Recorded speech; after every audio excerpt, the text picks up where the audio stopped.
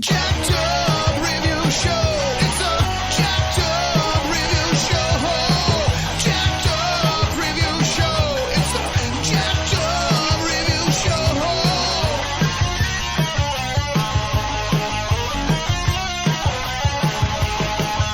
Join us as we cover many an insane movie and numerous cult TV phenomenons. Are you ready to get jacked up? Are you with us? Then listen on. Listener discretion is advised.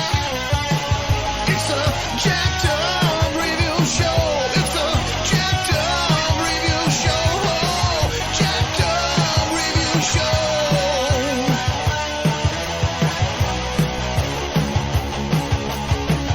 It's a jacked up review show. It's a jacked up review show.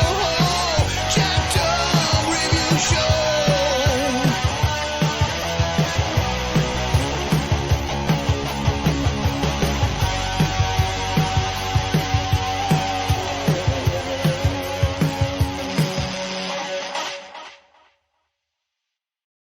Alrighty, welcome back, ladies and gents. We got Keith M. Sedor from 3 different podcasts, mind you. We know you might know him from Computer Talk Radio Nerdcast or Just Pour the Milk, but we mainly hired him because he is the one behind the Treksperts Roundtable. Yes. And he loves the sound of his own voice, and it's cool. We like his voice too. Isn't that the reason we went into podcasting in the first place, Ken? Right? Can't get a voice acting cartoon or manga gig, so yeah, his anime. I mean, that was the whole reason I did college radio in the first place. I mean, I remember back in my college radio days, I would take a 1-credit course just to have access to the podcasting, radio yeah. station. There you go. Everybody wins. There you go.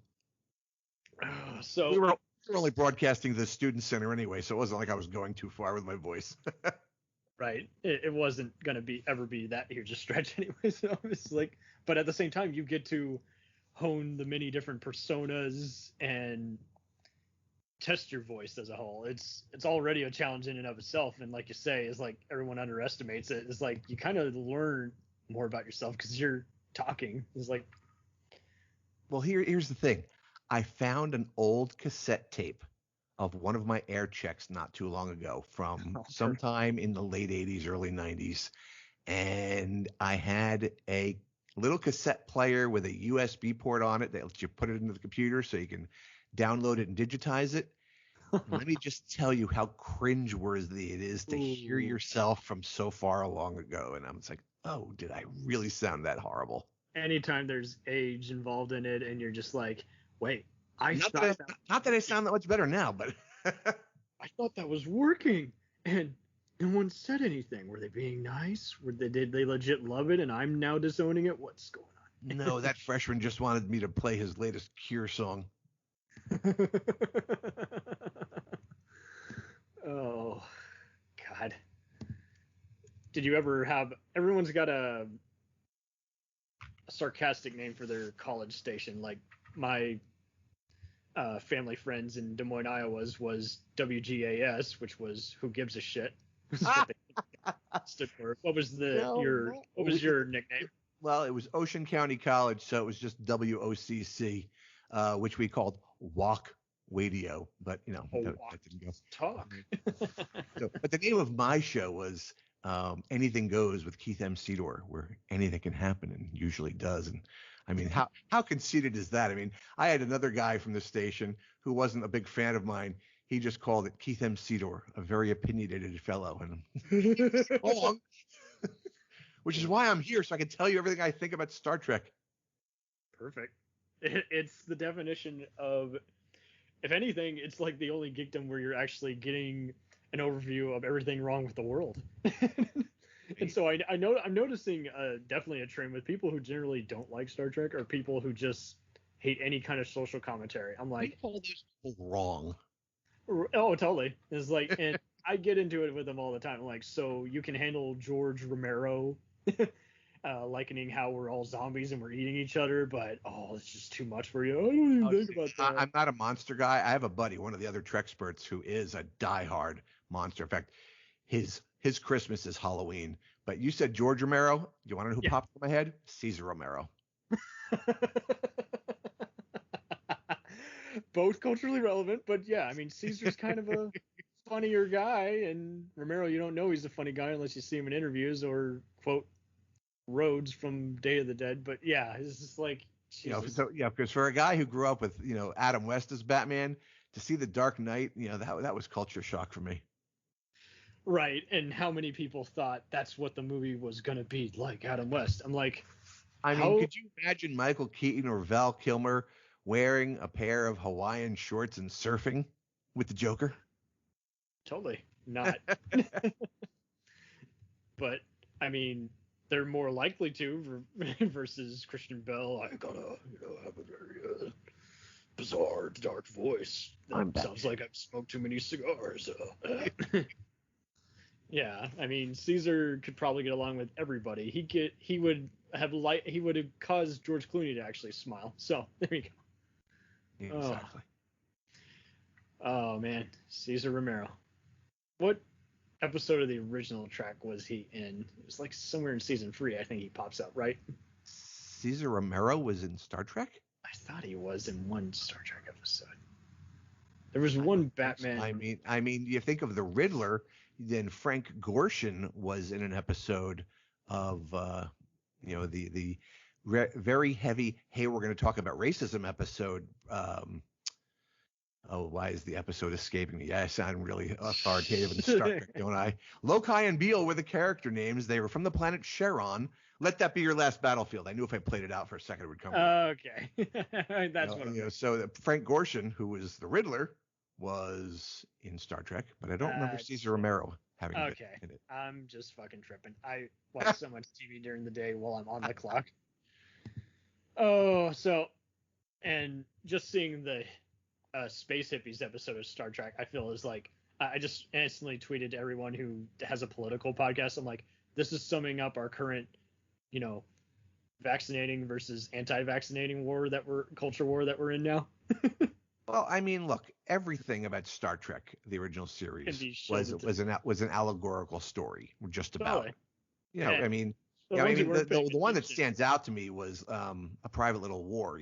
Being very, very strongly about Vietnam, but you had your racism episodes. You had your, everybody is the same matters episode with what was the one where that Alexander, the little person who couldn't adopt the mental powers everybody else had. That was one of those bad eepisodes. People talk about Spock's brain being the worst episode. I put that episode up there, but I actually like Spock's brain. Flew by the fast. Alternative Factor is definitively the worst episode of the original series, in my opinion. In my not so humble opinion. Well, I think I'd be down to agree with you on that one, especially what's the other awful one where it's just like I always forget it. Which one? Got it written down. We're getting warmed up, folks, for those listening. Oh man. God, I hated it as a kid. I saw it again now. Fold? It might be. Let's see. I'm looking at my notes. Ever since they did the remastered TOS episodes, the remastering made bad episodes good. I mean, it made bad episodes watchable, and it made decent episodes excellent. Right. I mean, you take like Amok Time, which is an excellent episode because it just paints so much of Spock's backstory. You go to the animated series episode Yesteryear, where for the very first time in an animated semi-canon, although Gene Roddenberry always considered the animated series to be apocryphal, you see an animated version of the Vulcan city of Shakar in the background. And then when they do the remastered episode of Amok Time, you see it there. And then there's this really cool silhouette of Kirk, Spock, and McCoy walking across the stone bridge to Mount Seleia. Totally redone. Spock's Pon Farr fight with Kirk. I mean, I was slack-jawed, and it was like, I know every nuance of this episode, and you just made it new for me again. I mean, we had Doug Drexler on the Treksperts Roundtable a few years back, And oh man, he was so great. I think it was back in 2015, so it's like more than a few years ago. But I still talk to him every now and again on Facebook.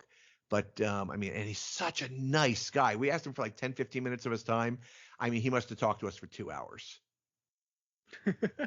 He was great, and he's such a font of Trek knowledge. I mean, he genuinely has a love of all things Trek. I would hope he would if he's been involved with it, and that's the other thing too, is like some of the best guest stars, people had to realize they took it only because they were familiar with the guy.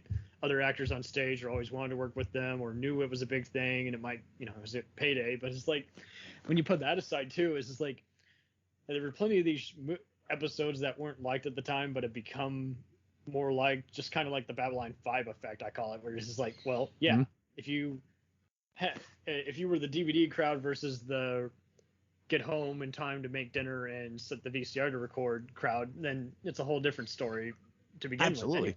And then some of us were both. And what we can't change your mind is just got to acknowledge. So Whom Gods Destroy, I think, has an interesting plot twist and everything. That's the one which I just think is just so self-indulgent. It just takes a while. Well, Whom Gods Destroy is the backbone for the fan film that is Axanar. Captain Garth was, the fleet captain for the Battle of Axanar. Yes. And, when Captain Kirk says, this was my hero when I was at the academy, this is the guy who was the standard, the mold for what I wanted to become as a starship captain, that says something. And that was where Alec Peters developed this fascination with the character and wind up writing his backstory. True. I do like the character. I just have trouble with just. Did Steve Inhat play him very over the top? Yes. I thought that was fun.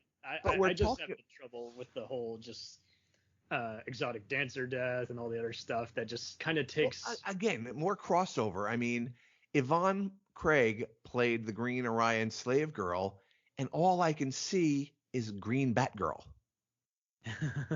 That was all as a kid. All I saw was Batgirl dressed up and painted green. So, I mean, if I had any problem with that episode, it was that.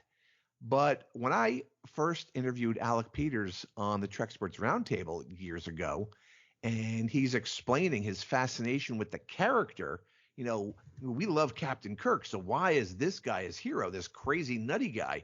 He had to have had a backstory before he turned. And to have that all fleshed out, I thought was really, really neat. In fact, I even went down to Atlanta to one of the shoots for Discovery, one of the Axanar, the sequel, because they basically had a lawsuit where they got sued by CBS. Oh yeah. After total hypocritical, and then the whole part where they said, and now you can't use any cast or crew from a Trek film because it's all just their impersonation. I think it was cool though, they got things grandfathered in, like J.G. Hertzler, who played Martok in Next Gen and Deep Space Nine. He was great in both those. And I actually got to sit down with him in an interview, and so it's me in Captain Kirk's chair and him in a Klingon captain chair side by side, and it's actually up on YouTube. If you look up Axanar interview with J.G. Hertzler, you can see me sitting down with him. I mean, it's not a pretty shot, not a pretty shot of me because I would love to be in a Star Trek fan film, but I'm an older dad bod type of guy, and the guys who were in Starfleet were fit and trim, and it was not a bunch.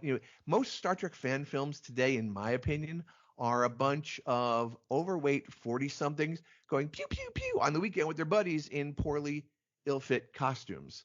And while I would love to own a Star Trek uniform / costume, I would not deign to do so in my current physicality. Well, and that's just it. And I know some guys who are total Trek heads and love everything about it, the shows, the movies, the new movies, even the fan films. And problem is they would be even worse than some of the lesser Trek fan films because they couldn't even get they do all this shit talking about movies that aren't well made, but they can't even do a coherent movie to begin with. So it's just like, yeah, it's like there's so many people with the right ideas, but they have, because even if they have the right mind, they don't have the organization, so they just would be an instant, just wrong sauce if they ever got asked. Mm-hmm. And it sucks. How do you find someone who can just put aside the ego, especially the ones with the self-aware ego, and just tell them, hey, we can do this, but you got to give 100%. There can't be anything that just comes out, any, just distractions. And well, I mean, I think if you do it with a genuine love of Trek, and you put that first ahead of your ego or any other inclinations, I think you can put out a quality product. But I also think that if you're going to make a fan film, you either have to bring the technical chops to make it look worthwhile, or the acting chops to put on a good performance. Oh, hell, I'll even send you my Trek fan film I made, and there's plenty of stuff I don't like about it, but I'd love to get your take on it. Really, I'd love to see it. What's it called? The Mirror Frontier, and that was something I did very fast, and that is the only successfully completed fan film I've done. The Mirror Frontier. Does it take place in the Mirror Universe? It was just totally conjured up out of my ass, just kind of a tribute to that whole thing, and using a lot of free to use animation and other stuff. The main deal, though, is it was the only fan film I got done, because any other fan film that I tried doing, again, I had some snobs who could have been beneficial and helped out, but just weren't playing ball or didn't know what a fan film was, no matter how much I explained it to them. And I was just like, fucking hell. Well, of all the Star Trek fan films that there are, and there are a number of them, and there are a handful of them that have pretty decent, if not excellent, production value. What are some of your favorites? So yeah, I'm since we're always talking about Axanar, let's talk about the one that kind of started the show, of Gods and Men. Okay, that's with Sooooo and Uhura, where the Enterprise is a museum in an alternate universe, and I think they've used bits and pieces of clothing from 50 different years of Star Trek, and it's just like, let's wear whatever. Totally. And it reunites us with movie 7, Generations, Captain John Harriman, played by Alan Ruck, who everyone else knows as, Cameron from Ferris Bueller and other movies like Twister and Speed. And you want to laugh? I mean, I saw Ferris Bueller's Day Off first run, and when Alan Ruck played John Harriman in Generations, I didn't see Captain John Harriman of the Enterprise B. I was like, oh, Ferris's buddy Cameron's the new captain of the Enterprise, and that's all I could see. In fact, that's all I still see. And he just can't get away no with disrespect to him, he's a wonderful actor, but he's one of those people where he created such an iconic role, even as a supporting actor in a movie, that it just follows him. I think it defined him. Yeah, it's like the original series characters, and even to a larger extent, the next gen characters. They became typecast in their roles. So, a lot of people won't cast an actor once they become typecast, because that's all they're known for, and it can be a detriment to whatever projects they work on next. Right. Before Star Trek, DeForest Kelley, who was Dr. McCoy, irascible but lovable, he always played the heavy in a lot of different productions, like Cowboys and stuff like that. He was used to being the guy who's going to get gunned down at the end of Rawhide or Gunsmoke every other week. Just like Shatner was used to playing a henchman on every other Mission Impossible episode. So it's like they all knew, is like, make it or break it. Yeah, exactly. The one thing that sticks out for me, even after not having watched Of Gods and Men in many years, is that even with A-list Trek stars, maybe not A-list performers, but A-list Trek stars like Nichelle Nichols and George Takei and Tim Russ and Walter Koenig, Of Gods and Men really demonstrates how critical and how important the role of the director is, because a good director will pull the best performances out of a good actor.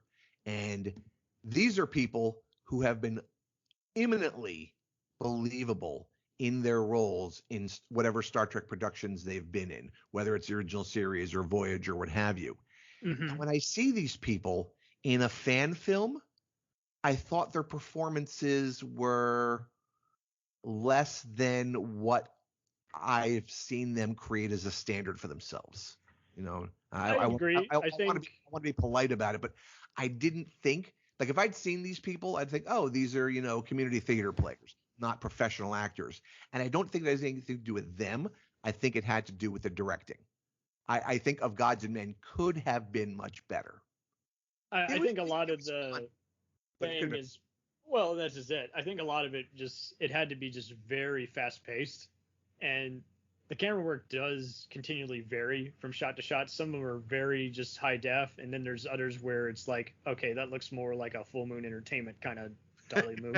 You know, it's a less than 2 million shot, but yeah, Tim Ross is like, he kind of just concentrates on the Tuvok characterization near the end of the movie because he's busy directing. I think that's just it too. The characterizations, especially Hertzler and Gary Graham of all people, their characters kind of really shine in the last half, and it could have been more impactful had they shined from you know, right up there. Alan Ruck definitely gets more to do as his Harriman role. He talked even more about it on the GalaxyCon Live interview when he was doing a convention panel on Spin City with Barry Bostwick. But yeah, Okay. I do think Nichelle Nichols gives 2 great speeches. Mm-hmm. But yeah, the rest of the time it is kind of just everyone playing it safe. They're all used to starring in every movie of any kind of budget, so it is what it is. But yeah, it did take a while to just kind of build up to its momentum. I just was kind of just really surprised at how engaging it was overall, because I've seen so many other fan films or fan-made productions which just would bore me to death, because I was just like, there's just nothing really keeping me glued to the screen. But Yeah, I mean, the 2 big ones for the longest time, like before Axanar came out in 2014, were Star Trek Continues and Star Trek New Voyages, later Star Trek Phase 2. And they were both good. They both had their pluses and their minuses. Like, yeah, I mean, one that stands out, and it was a later production of, I want to say Star Trek Continues. I always intermix, you know, which one James Cawley did and which one Vic Mignogna did. But I think it continues, right? Chris Doohan did a That's who it vignette is, of yeah. Scotty getting a load of phasers on his birthday in the transporter room. And whoever did the props for that really made it look like the next generation of Type 2 hand phasers was spectacular. And I mean, to see him play Scotty, he channels his father. I mean, I think he makes a better Scotty than what's the kid's name? Simon Pegg. Simon Pegg. I mean, I like Simon. Don't get me wrong. I love Simon Pegg. He's a wonderful actor. I did not see Scotty at all. I mean, when they cast Chris Pine as Kirk and Zachary Quinto as Spock and Carl Urban as McCoy, you know, maybe not so much Zoe Saldana and everybody else who, you know, the back 4 of the original 7. But these people looked and felt like younger versions of their characters. And Simon Pegg looked and felt nothing like Scotty at all, other than he had a it robe. helped that Quinto, whatever he was doing, was really trying to channel, again, Leonard's, you know, just persona of that character. And Zoe, I think, was already a fan, so she fit in pretty well. And then Chris Pine, he just had the overall kind of grit and look. And Carl Urban was a big Trek fan, so it's like, yeah, pretty well cast. Is like, as for, you know, Peg, it just seemed like that was another just stunt casting thing. And I mean, even Chris Doohan has a cameo as a transporter. Yeah, as a transporter, yeah. And it's like, why didn't they just use him? Here's a fun side note. Chris Pine, for those Trek fans who are a little bit older, do you know who Chris Pine's dad is? Robert Pine, right? Yes, who played Sergeant Gutierrez in Chips back in the 70s. My dad loved that show. Which so Michael Dorn got his start on. That's right, he did. I remember that. But yeah, I'm not a fan of the JJ verse, and I won't go off on too big of a rant here because we could talk about a whole episode of that. But Well, for it's not, me, because it's for just, me, the waste of the JJ verse was that they created an episode or a movie that took it into an alternate timeline so that for the real world consideration of having a blank sheet of paper so they could tell stories and not worry about 45 years of canon being infringed upon. And then what do they do for their first outing after their introductory movie? Oh, let's go retell the Khan story. And don't do a 15-year slow burn so this guy goes from being egomaniacal overlord to hellbent for fury guy. No, let's shoehorn the whole thing into one episode. and that's just it. And then trying to, as we've said about many of these blockbusters before on this show, is like, and then when you hire a Fast and Furious director, it's like totally different tone. It's just like Trek is meant to be. I've gotten into numerous arguments about people who just thought, oh, Trek was irrelevant to begin with. It's like, well, it stopped being relevant for me when it became mindless fodder. It's, I mean, for me, like I said, I grew up in a sweet spot in time because I grew up in the early 70s with Star Trek in syndication, like 5 or 6 nights a week. And Right. then when I was about 10 years old, 9 years old actually, Star Wars came out. And There then you go. now into the mid 80s, it was all about Star Wars, and there wasn't anything going on with Star Trek other than the books.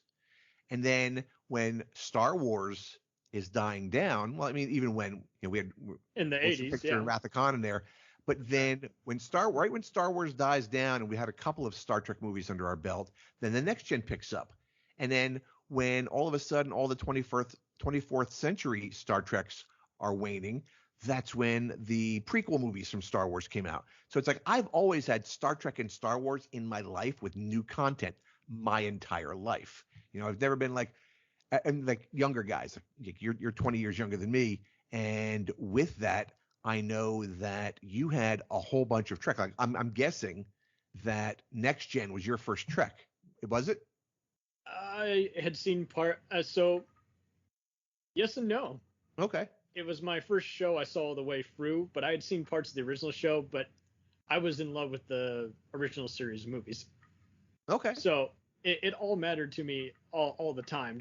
And it was one of those, I understood the pop culture of it, but I also appreciate it over time. Even I just would casually just talk about it. I was like, man, I haven't seen that in a while, but I love talking about it. I respect it. It's made with heart, any of it.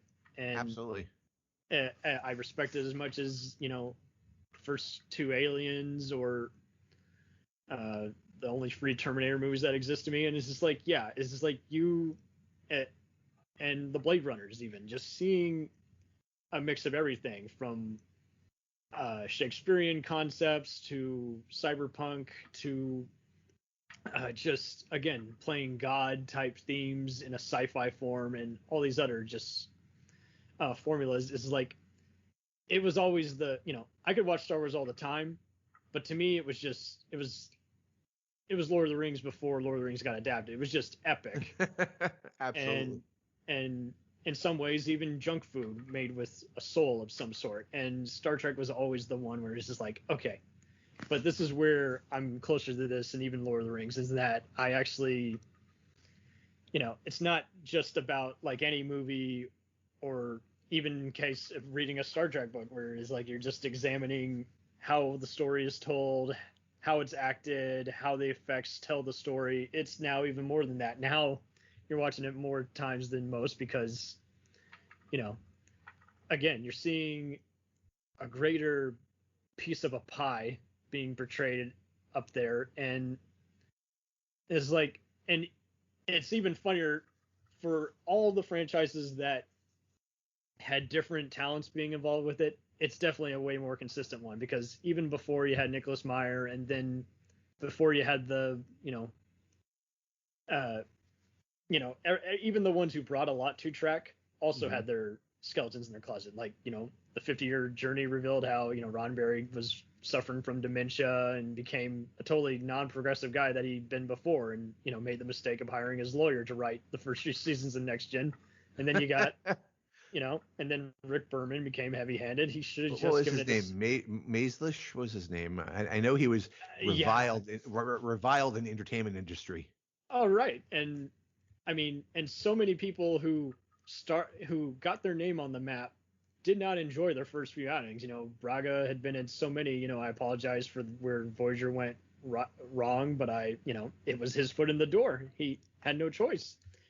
Anyone would have jumped at that if it's like, hey, there's a good cast, there's a good premise here, and if I thought Voyager had any Achilles heel, it was that it stayed with the Kazon and the Vidians too long. The Kazon and the Vidians were starting to look like Klingons and Romulans to me. Oh, totally. And I wasn't exposed to any of that. I was exposed to like near the end of its run when just everything was about the Borg, and it's like there were some good ones, but then they were given less development to the rest of the cast. So then it was just like you can and fortunately it's kind of critic proof over time. Track has kind of been is like everybody's been just watching it over time and seeing where it was going and just appreciating, because it was always an idea heavy franchise, is like any episode that's not well executed, I respect to some extent, regardless of how many times I'm going to watch that episode. Well, that circles back to the fan films. I mean, I think for any Trek, whether it's canon or fan film, well, I knew what our topic was. Any Trek, whether canon or fan film, has to have one fundamental thing, and I think it's the one thread that runs through any genre or any franchise, and that's rewatchability. It has to be rewatchable, because if it's not, if it's cringeworthy, I mean, one of the things that I have a problem with about probably 85% or more of the fan films I've seen, specifically Star Trek ones, is they're cringeworthy. I mean, James Root. Is it James Root? Yeah, whoever plays Scotty, that's not Chris Doohan, in one of the either Star Trek Continues or Phase 2. I forget. Again, I intermixed them, so I apologize for that. Charles Root. Charles Root is his name. I mean, I'm sure he is the nicest guy in the world. And I know he approaches the role of Scotty with a lot of love and passion, because, why else would you do it? Because nobody's getting paid for these things. No. But to listen to the man mangle a Scottish brogue, I would rather listen to Nails on a Chalkboard, literally.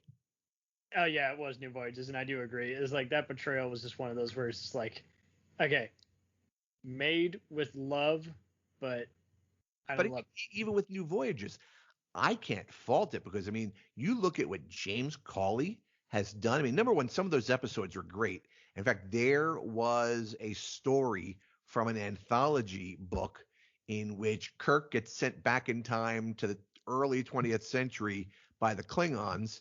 Mind Sifter was the episode. And I remember reading Mind Sifter as a kid and going, wow, this is a great story. And the fact that they made it into an acted out production, I just loved that. Even though I didn't think, the newer Kirk, which was it Brian Johnson? Maybe I'm getting the name wrong. For those who don't know, Phase 2 was the original abandoned, original series spinoff. And right. What Keith is harping on so perfectly is like, to take all these abandoned scripts that were unused, or at least be inspired by them, is like, that was a treat. That was how you get everyone on your side, because basically the story's already there, and now you can tinker with it however you find most appropriate, So. Exactly. I mean, and the one thing that stuck out to me that they were true to was the fact that in that episode, in that story, you find out that Kirk's been missing X amount of time. He was presumed dead, and Spock was given command of the Enterprise, much the way you think it's going to go in the Tholian Web, where Kirk is presumed dead. But, he's like, I'm not going to, become captain of the Enterprise. I'm going to keep looking for my friend. He actually shows up, and they tell you in the story he's in the command gold tunic.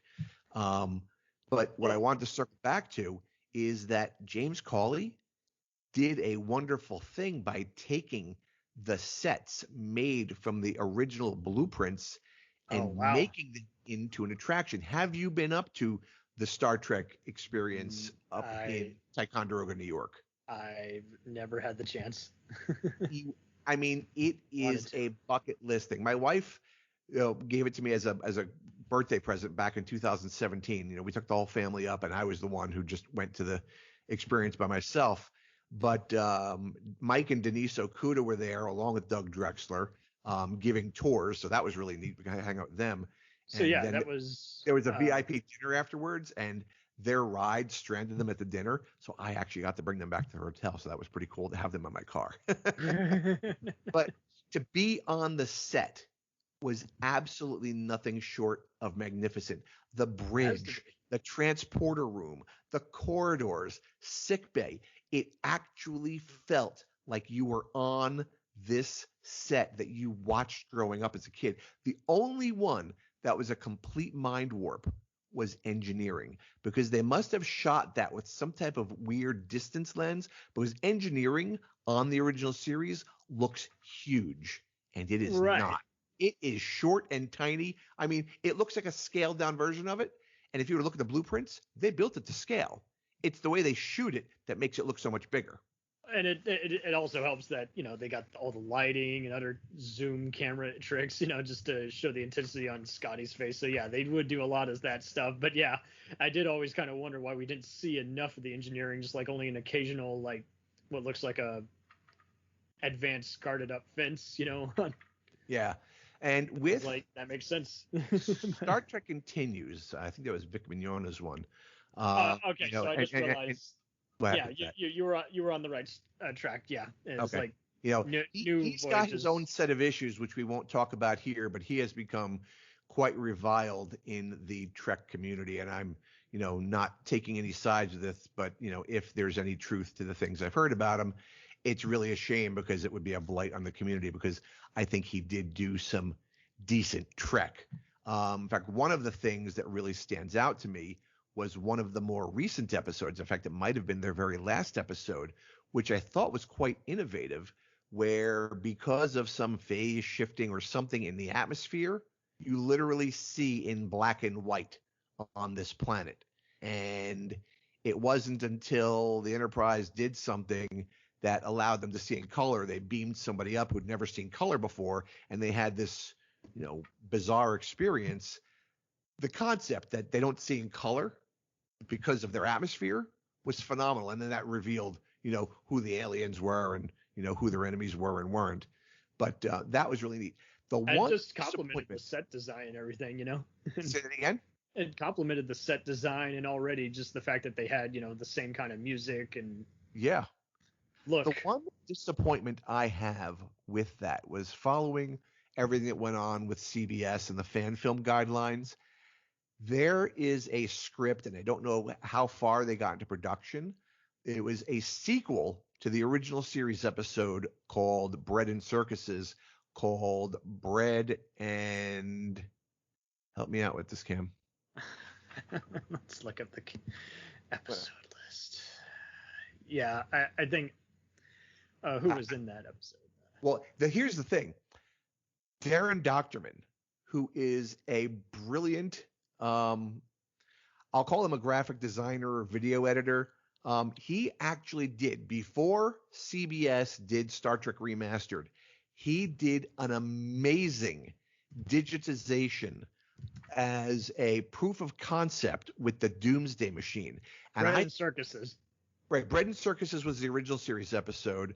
And then the sequel that was going to be a Star Trek Continues episode, which it's a done script, Bread and Savagery. It was Savagery. There we go. Okay. And Darren Doctorman, who's a big teddy bear Santa Claus looking guy, was going to play Proconsul Claudius Marcus, and I'm so disappointed because I so would have wanted to see him in that role.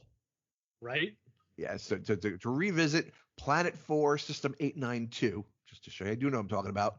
For Bread and Savagery with Darren Doctorman as Proconsul Claudius Marcus would have been nothing short of amazing. And it was already great enough as it was, just seeing, Marina and Michael Dorn, do all the voice cameos as the computer, but having Lou Ferrigno as, baddie of the week was cool. But even Aaron Gray from Buck Rogers is like, they were pretty much on the same path. That they had the same mindset overall, kind of. Yeah. In fact, as I Axanar. believe they even had Gil Gerard in one of those episodes. Yes, Buck Rogers So himself it's was like in one. old home and- week for Buck Rogers. But yeah, I mean, it's as close as you're gonna get as, more so than the animated original Trek show than to for a season 4 and 5. That's basically it. It's like Yeah. and like you say, it was just well produced, and I have heard about the allegations of Vic Malegna, and I'm not really surprised because he seemed kind of like a snob in some interviews. So I was just like, hey, I'm glad you did a good job on the show. I'm sorry you're a shitty person. But Yeah. I think the biggest bummer for me, like the one that got all these fan series in the door, had to be Star Trek Hidden Frontier. You think? Followed by its spinoff Odyssey, because it's like these people tried. They did everything right. They had a cosplay. They did a hell of a job, with the visual effects. It's like they were able to get past the low budget look by just putting. That's one of the biggest disappointments for me when you start off with a space scene or a starship scene and it looks really, really good. Like you got guys in there who Get really you know into how the to use that spirits. software. And then we cut to some, shoddily made cardboard backdrops or a green screen and people wearing ill-fitting Star Trek costumes that don't look like Doing one or uniforms. two takes, and It's painful. And like I said, I will judge your production by how cringeworthy it is or isn't.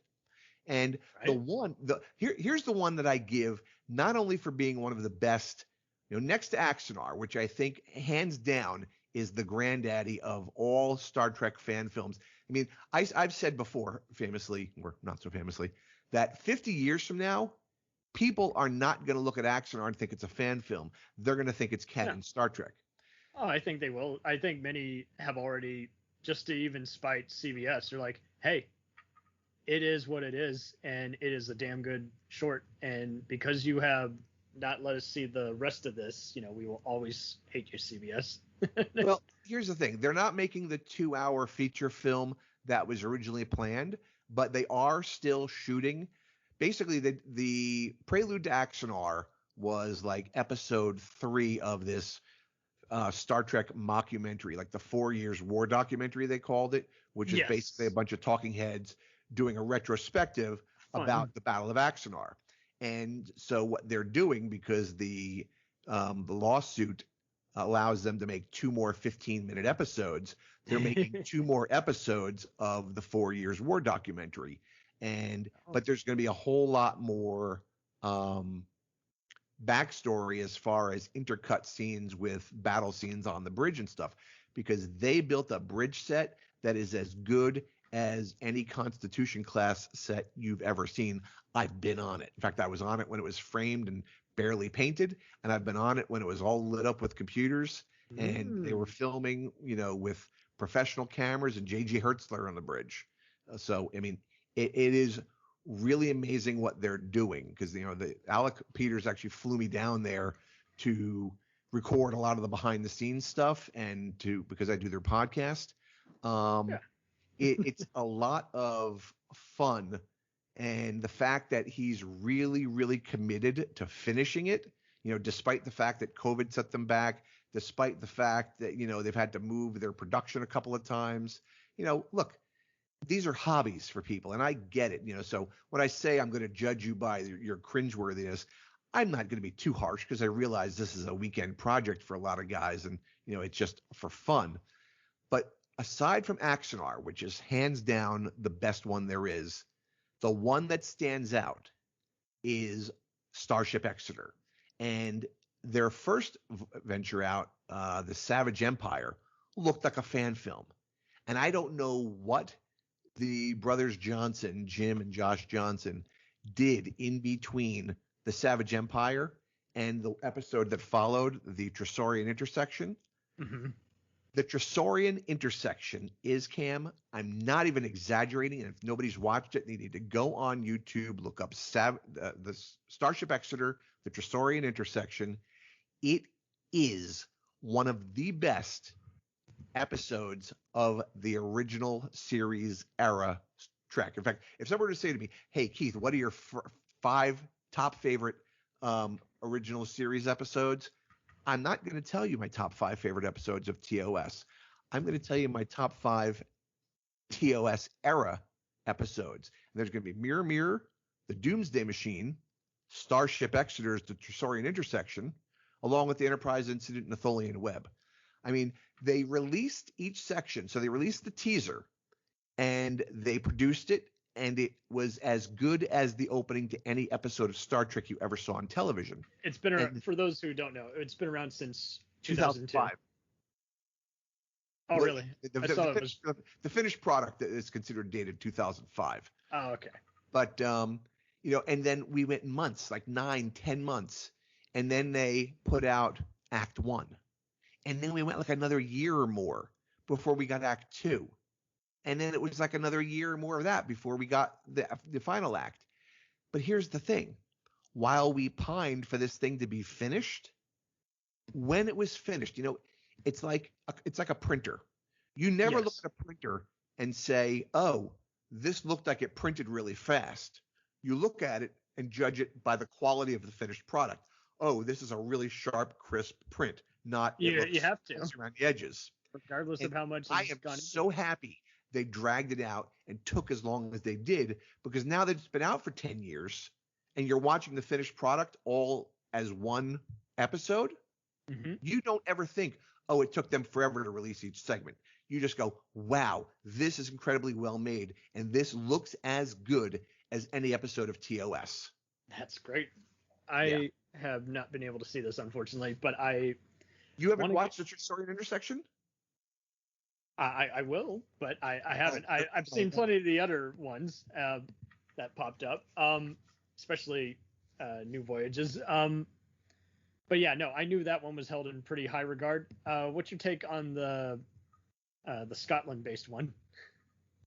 The Scotland-based one? Which one? Oh, yeah. Here's the thing. And you give me a Star Trek fan film, and they're all based in Europe with European accents, and it just takes me totally right out of it. For as big of a melting pot as the Trek community was, I mean, even with TOS, you got a guy who's Japanese American, you got a guy who's Russian, you've got a woman from, from Africa, Venezuela. you got a guy from Scotland, Kirk's from Iowa, Bones is from Georgia, and Spock's from Vulcan. That's your intermixed crew right there. You did tell me you got a starship where everybody on that ship is from Scotland? Yeah, you just took me right out of it. Yes. It could have been better. Yeah. What are you gonna do? Mainly, I'm kind of finding it interesting how Star Trek Horizon and Final Frontier kind of came out of nowhere. Yeah.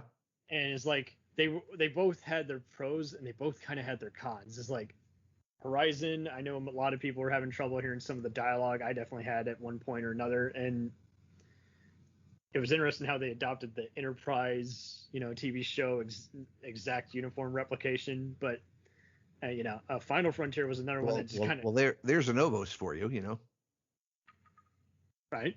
Are you familiar with the Novos, the company that makes the replica uniforms? Oh, I thought you were saying nose goes. Okay. No, no, a Novos. No, please do tell. A Novos, ANOVAVOS.com. They make replicas of the original series tunics. They did the Monster Maroons from Star Trek II and later. And I believe they've even done some of the next gen uniforms. And they're from original patterns. And they try to source fabrics and materials that are as screen authentic as you would have seen on television or in the movies. That's great. Although I understand that they've had either some production issues. I know there's a lot of people who've paid for things they haven't gotten yet in recent days. Who knows if that's COVID related or for any other reason. But I know in the early days of the company, they were extremely well known for putting out a really, really ultra high quality product. I mean, they were like hundreds of dollars, and worth every penny. Wow. To even go that far, though, I mean, that is something. Yeah. Were I of the physique, I would have spent the money on it, but well, it's an incentive. It's still pretty cool that they were even able to be inspired to do that, you know? So. Oh man. So do you think the fan film community has taken a break even before COVID began because they're just frightened of CBS lawsuits? No, I really don't. I Or think that's just adding fuel to the fire. I really don't think that. Here's what I think. I think nature abhors a vacuum, and I think fan films came to fruition during a time of Trek drought, because when Enterprise ended, and ended far too prematurely thanks to the ineptitude of Les Moonves. I mean, look, Star Trek Enterprise took a really bad detour in season 3 with the whole Xindi episode, Xindi arc, because that was just horrible, and the whole temporal time war bit. But all hail Manny Koto, who came back for season 4, and he gave us, In a Mirror Darkly, the 2-episode standalone Mirror Universe prequel. And the thing that was great about In a Mirror Darkly was it was both a sequel and a prequel to 2 of my very favorite episodes I previously mentioned, the Mirror Mirror and the Tholian Web. So it's a prequel to Mirror Mirror, and it's a sequel to the Tholian Web, because it shows you what happened to the Defiant. Not only to wind up in Mirror Universe, wound up 100+ years in the past. But really, one of the things that Manny Koto did was that amazing Vulcan Trilogy Arc, which gave us backstory of Vulcan and how they rediscovered the teachings of Serac and how kind of corrupt they were long before Spock came into the picture. And Doug Drexler said in my episode that we had him on of the Treksperts Roundtable that he had wished that they didn't treat the Vulcans like the in-laws that wouldn't leave. Like it should have been, we went into space. We're gonna introduce in the beginning, first episode or 2, and then be out on our own for a while. And instead, we kind of made Vulcans the bad guys. Not the bad guys like the antagonist, like the enemy, but an antagonist holding humanity back from our space travels. They were kind of always the grandfather who roasted everybody. But with that, with Enterprise in season 4, it was shaping up into what it had always should have been from the get-go, which is, hey, we're gonna start telling some stories that seeds were planted in the original series, like 80 some odd years ago or 150 years ago such and such happened, and then now we're telling the backstory in the current timeline of Enterprise, and Enterprise could have been so much more. And I don't know if you've ever seen it, but if you get a chance, go online and do a search for Enterprise NX-01 refit. And the same way that the Constitution class, Kirk's Enterprise, has a secondary hull underneath the primary hull in the cells, they were doing a refit for season 5 if season 5 had come into fruition. And I asked Doug, I said, was this just something they did afterwards for like the Ships of the Line calendar? He said, oh, no, we were planning on doing this as an evolution of this ship if we'd made season 5. And Trek Yards has an episode.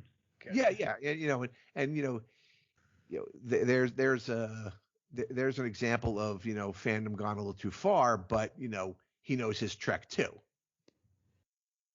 Okay, now I'm seeing it. I will try and provide a link for those who can't see it, but boy howdy, that is sexy. It is good looking. It even looks a bit like the Enterprise E to some extent. And I like that too. It just kind of shows how it's morphing eventually. It has its own persona, All right, real quick sidebar, complete non sequitur. Favorite Enterprise. Just not crew or ship or show. Just starship. Favorite Enterprise. To me, this is apples and oranges. Some days I want DS9. Some days I want Enterprise D. Some days I want. I'm gonna throw down the gauntlet. Ambassador class Enterprise C. That thing showed up in yesterday's Enterprise. I'm like, wow. I mean, that really was. You saw the lineage of the starship going back to Kirk's Enterprise.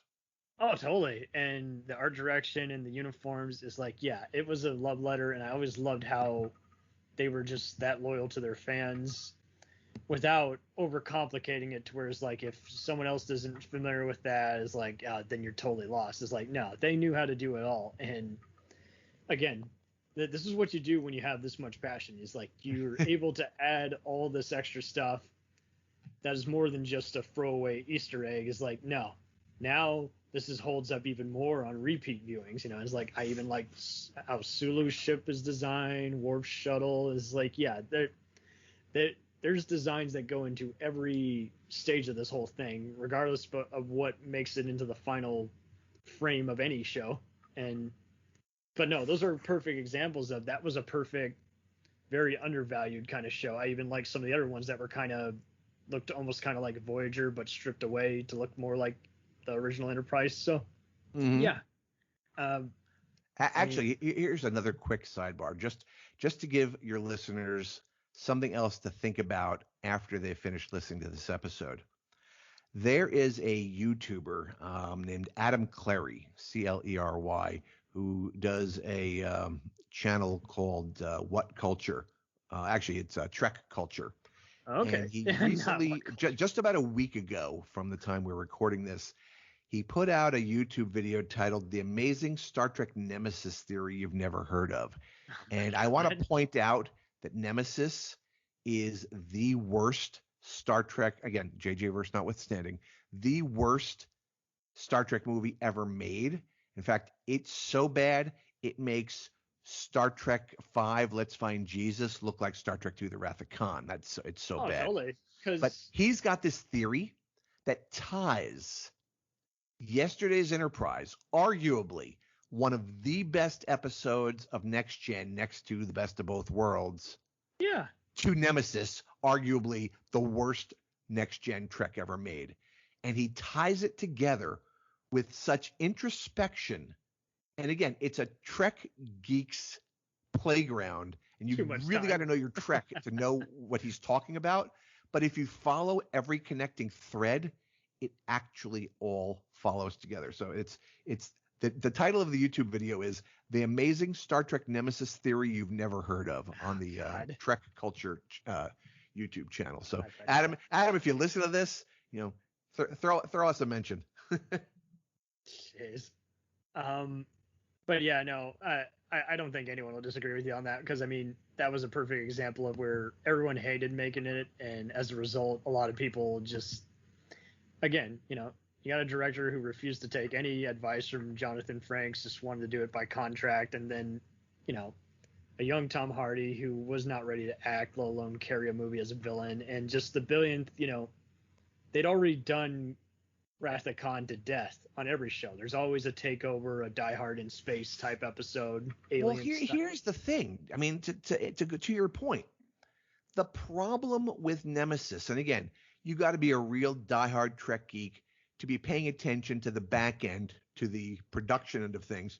And they said that they were scratching their heads, and they wanted to make the next gen version of Wrath of Khan, because Wrath of Khan was the best Trek movie with the original series cast ever made. The problem with Nemesis, when they're making it and trying to write it, was that they completely overlooked that they already had their Wrath of Khan moment in First Contact. Star Trek First Contact is one of the best Trek films next to Wrath of Khan. Oh, totally. And First Contact was the next gen crew's Wrath of Khan. And they completely overlooked that. Plus, the other thing is, I don't mean to interrupt your thought there, but the other thing is that with, again, this goes to continuity for the Trek fan. When you see Tom Hardy playing a bald cadet Picard in the old school 23rd century Trek uniform, and yet your Trek really well, you think back to early first or second season episodes of Next Gen, and you see one of the flashbacks of a younger Picard with the Stargazer, and his hair is thinning. They put hair on Patrick Stewart's head to make it look like he was a younger guy when his hair's still thinning before he went completely bald. Right. And then you think of episodes like, what was the one with the Nausicaans?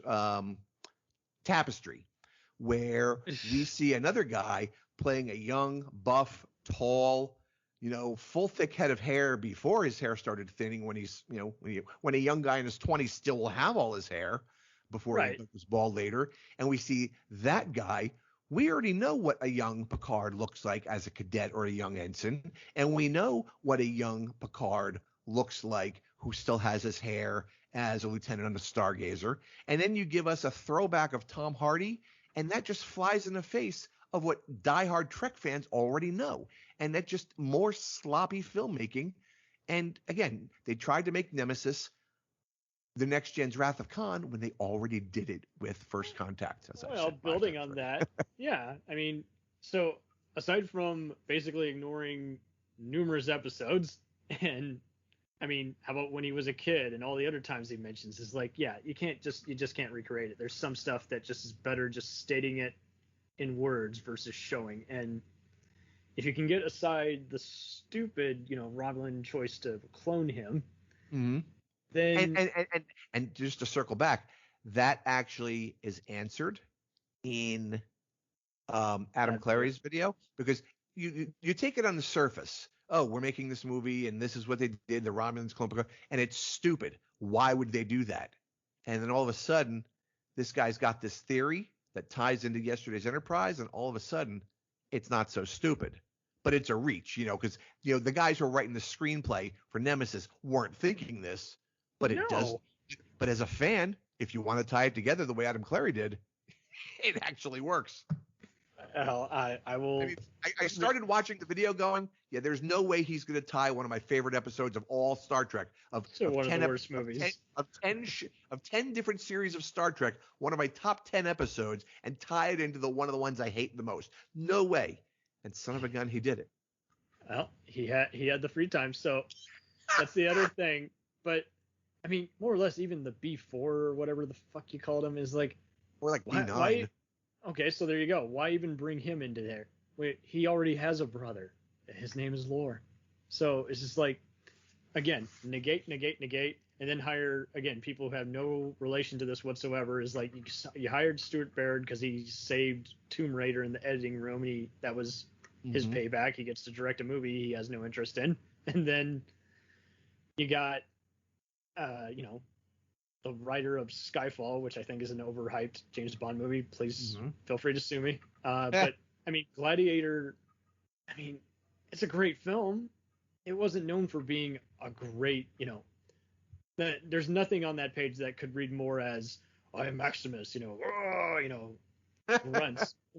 It was known for being like Michael Mann, where Ridley Scott took a visual storytelling ethic and went beyond just a music video and made a cool, just, making use of montages and other editing formulas and recapturing the look. It was visual storytelling. So it's like, no, people mistake visual storytelling for meaning, oh yeah, with visual effects. I'm like, no, I mean with having the camera do the talking and other editing format tricks. But yeah, it's just like, it was trying to be everything, and that's when too many cooks are in the kitchen. It's like, it's trying to use Matrix and MTV edits. It's coming out at the same time as Star Wars, Matrix, and every other fancy 2002 movie, Harry Potter, Lord of the Rings. I think one of the problems in any franchise is you need to be careful that if you do fan service, it's not too on the nose.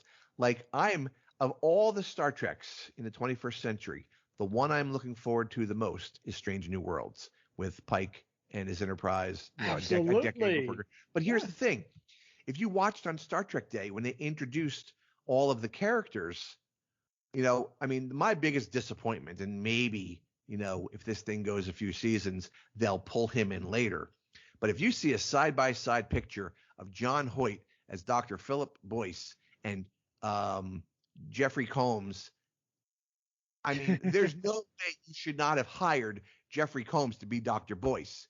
And then we're going to do Old Home Week for Star Trek characters, and we're going to bring in Cadet Uhura and Nurse Chapel and Dr. Mbenga.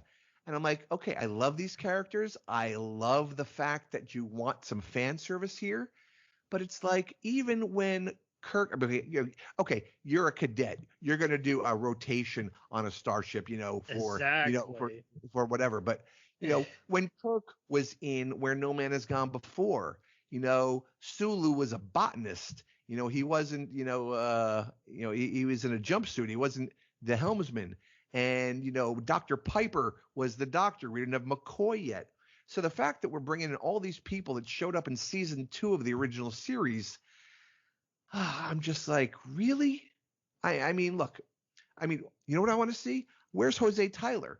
You gave us the Latina character with Ortegas, but where's Jose Tyler? Where's Yeoman Colt? I want to see these characters. I get it. These were Cage era characters, and this is supposed to take place sometime after the Cage, after he's kind of gotten his head back together. Maybe these guys have left the ship. But is Brian Fuller still in charge of it, or are they hiring other people to build on it? I think Akiva Goldsman is in charge, showrunner for the show. I know he's a huge Trekkie. I also know that, like all screenwriters, needs to be kept in his cage because he can do good movies with Joel Schumacher, like A Time to Kill and The Client, and he can do bad ones like those Batman movies. So, but you know what? All these guys are in are from J.J. Abrams camp, and so they're all his buddies.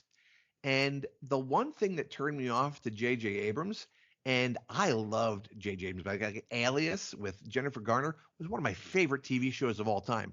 I mean, when Alias was on TV, J.J. Abrams could do no wrong in my eyes.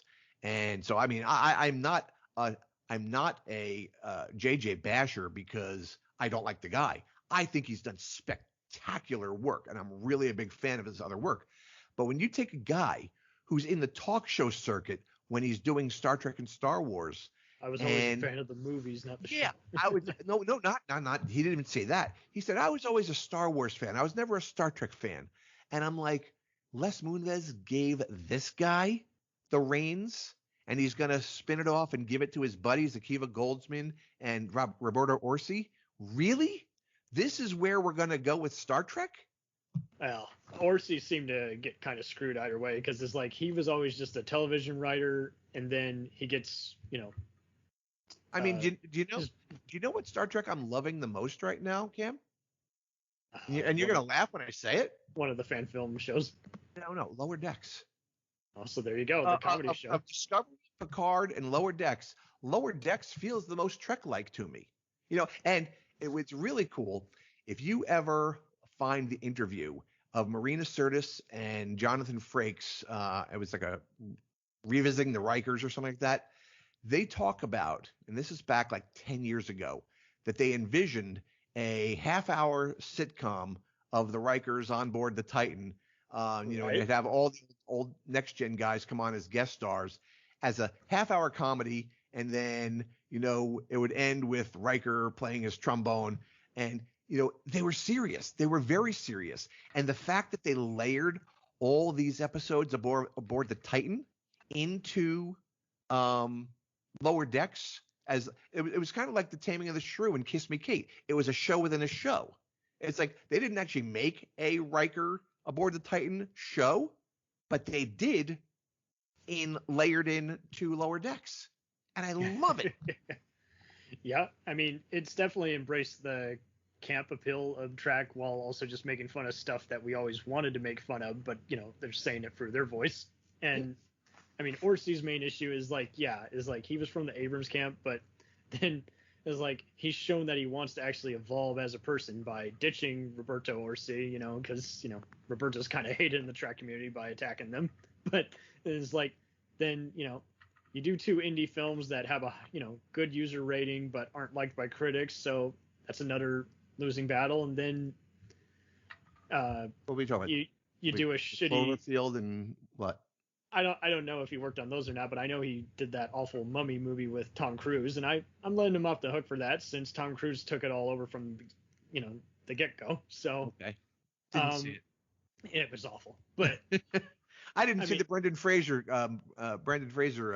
Mummy movies either. So well, I mean, so that's another one. I mean, Trek encountered B-movie territory, and when you're doing Hammer or Universal horror stuff, that's already an even more annoying subjectivity line. But yeah, it's like Picard's main thing was like let's do a proper continuation of Next Gen, but at the same time, we got to clean up the mess that Nemesis left for us. So it's like, yeah.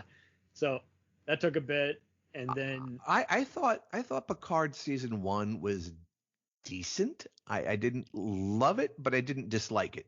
It was good and it was engaging and it made me want to see what was next. Here's my fan theory as to what's going to happen in season 2, because it's not Picard anymore. He's dead, and his consciousness is in now this he's a cyborg. He's in this golem body. Yeah. But I'll bet you dollars to donuts, or as the guy said in one of the early episodes of season 1, I'll bet you credits to Navy beans. Yeah, there that you go. Q is going to snap his fingers, and it was DeSalle who said it. Q is going to snap his fingers and make him wholly human again. Yep. There you go. And we could write for TV, but yeah, it's like, right? I'm sure they'll do something like that. And it's like, if you want to become an immortal robot again, you got to do this or that. And obviously, I mainly just like the new characters, and that says a lot, because I hate it when you introduce new characters and they're just distracting and it's becomes more fan arguments. Like, I pretty much have disowned a lot of Star Wars other than Rogue One and The Mandalorian. So that's another.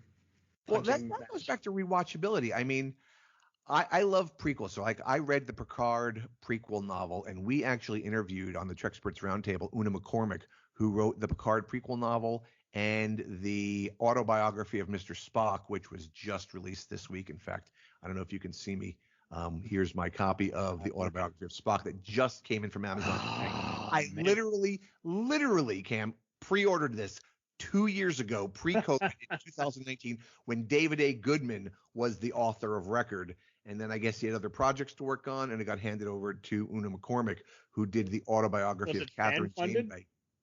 No. This is a Simon & Schuster, I think. I've vaguely heard of it, and I've seen plenty of those other interviews. Titan Books, which is does lots of comics and everything. So yeah.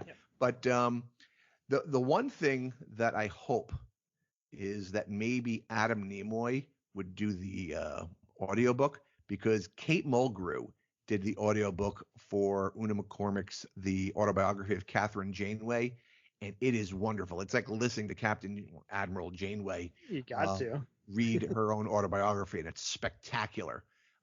You go on a nice road trip or do it over a couple of days in the car, and it's a great listen. But I'm hoping that someone like Adam Nimoy, or somebody with Leonard Nimoy's timbre and gravitas, voices the. Hell, if Quinto did it, I'd be fine. But yeah, I mean, I don't know. You know what?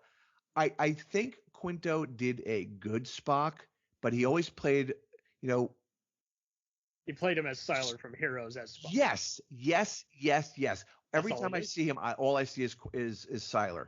And he always played Spock with like this simmering anger underneath, whereas Spock was always, by Leonard Nimoy, was always cool, reserved, and like, unless there was some type of virus or something, like in The Naked Time, where his veneer of logic would be stripped away, he was always inscrutable, as a character. And I always thought that Quinto played him just below a simmer, and it's like, I don't know. I don't want to hear Quinto read this book. That's fine. I mean, if they could get just some other similar voice actor whose name means something, but who also is just like, yeah, you could do a Spock, or at least read the character, if not do imitate. Who's a good narrator? Who's a really good narrator? You're sticking in Trek community. I actually own the hardcover books, but I'm so busy between my consulting practice as an Apple consultant and take care of kids and my wife's business and stuff, I don't have time to sit down and read. So audiobooks and podcasts are my jam when I'm absolutely. And audiobooks any so day. Having loved the movie of Ready Player One, Will Wheaton does a spectacular read of the audiobooks of Ready Player One and Ready Player Two. I know he did those. I haven't heard those, but I'm sure he could chip in once in a while. Hell, could he direct an episode of one of these shows? I think he's ready. You're right. And for all the people that tried to do a Trek after show, Will Wheaton hosting the Ready Room is the choice they should have made from the get-go. And I was never ever a Wesley Crusher hater because having been in one of those kids who was in the advanced classes and stuff, never one of the cool kids, but academically advanced. I always saw Wesley Crusher as because Next Gen came out when I was like 18 or 19, and so Wesley Crusher is like 14 or 15. Mm-hmm. I always saw Wesley Crusher as a kindred spirit, as a character. So I don't care that he's like saving the day and it's in a Deus Ex way. Oh, the ship's going to hit an asteroid fragment. Oh, he's going to put all the isolinear chips back in and get Data to do it. Yeah, I never had a problem with Wesley Crusher. I always thought he was great. I think he's even one of the best kid actors of all time. I'll say that because Totally. Is like, you've heard his recent interview with Gates McFadden on her podcast, right? Who do you think you are? Yeah, Investigates. Yeah, I love that podcast. I would love to have Gates McFadden on the Treksperts Roundtable. Gates, I'm sure she'd do it. She has to. She's got free time. Yeah, that's a great show. But Will Wheaton. It's funny. Who would have thought that two kids from Stand By Me would go on to be in modern incarnations of Star Trek? Wait, who was the other one? Jerry O'Connell plays Commander right. Ransom in Lower Decks. Fuck, that's right. And his wife was already on. Rebecca Romaine. Yeah. So. Yep. So they're both commanders and first officers on two different Treks simultaneously. How wild is that? It's very hysterical. Now, if they could get someone else, I don't know. Could Rob Reiner be the voice of a ship? I know that's cheating. Who? Rob Reiner could be the voice of the ship. Rob Reiner, okay, yeah. There you go. Directed Stand By Me. So. Oh, yeah. Yeah, I think Akiva is just going to keep getting some of those other guys who've been doing some of the Trek novels to. I think it's Kristen. What's her name? Who's like involved with some of them as well as the comics. That's who it is. Yeah. But yeah, I'd like to see some new blood, even some veteran Trek writers, because Trek launched. Kirsten Beyer, her jam is really Voyager. I mean, she's the one who wrote the first novel about what happened to Voyager after they got home to the Alpha Quadrant. Right. So I mean, she is very talented. In fact, Admiral Kirsten Clancy in Picard was named after Kirsten Beyer. Oh, yeah, okay. I'm a wealth of this Trek knowledge. Well, and more or less, I mean, did you read that one comic book they did to prep for the JJ era where they showed like a bunch of mirror universes and they connected it to Kirk's time, Next Gen, and No, the one that I read was the Countdown comic, in which it was Dark Horse. Star's about to go Nova, and so they're going to try to use the red matter to save Romulus' star before going Nova. They failed, and then the events of the beginning of Star Trek 2009 happen, where both the Romulan Narada ship and Spock's jellyfish ship get thrown back in time. Okay, yeah, no, this one had Next Gen crossover, and it was really cool because like it was kind of like that, where it was just like key moments of time, and it was just making everyone happy. And it was when I think it was Dark Horse who did it. Yeah, it had to be Dark Horse. Well, you want to tie into comics for a minute? In my perfect world, Star Trek V, Let's Find Jesus, doesn't exist. Back in '84. In between the time that we're waiting for Star Trek for the voyage home. So after Star Trek 3, that's the last Star Trek we have. DC is the holder of record of the Star Trek comics franchise. They were doing a bunch of post Star Trek 2 goings on the Enterprise, right? And then after Star Trek 3 came out in 84, issues 9 through 16 of the DC Star Trek are this mirror universe incursion.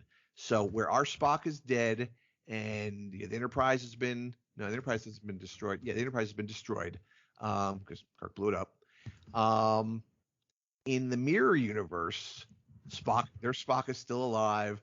Kirk is still captain of the Enterprise, and they've got this technology now that's going to allow them to bring their Enterprise into the Prime universe, and they're going to try to conquer it and reign over two universes simultaneously. And in there, and I mean, can you have a spoiler alert for a 30-year-old story?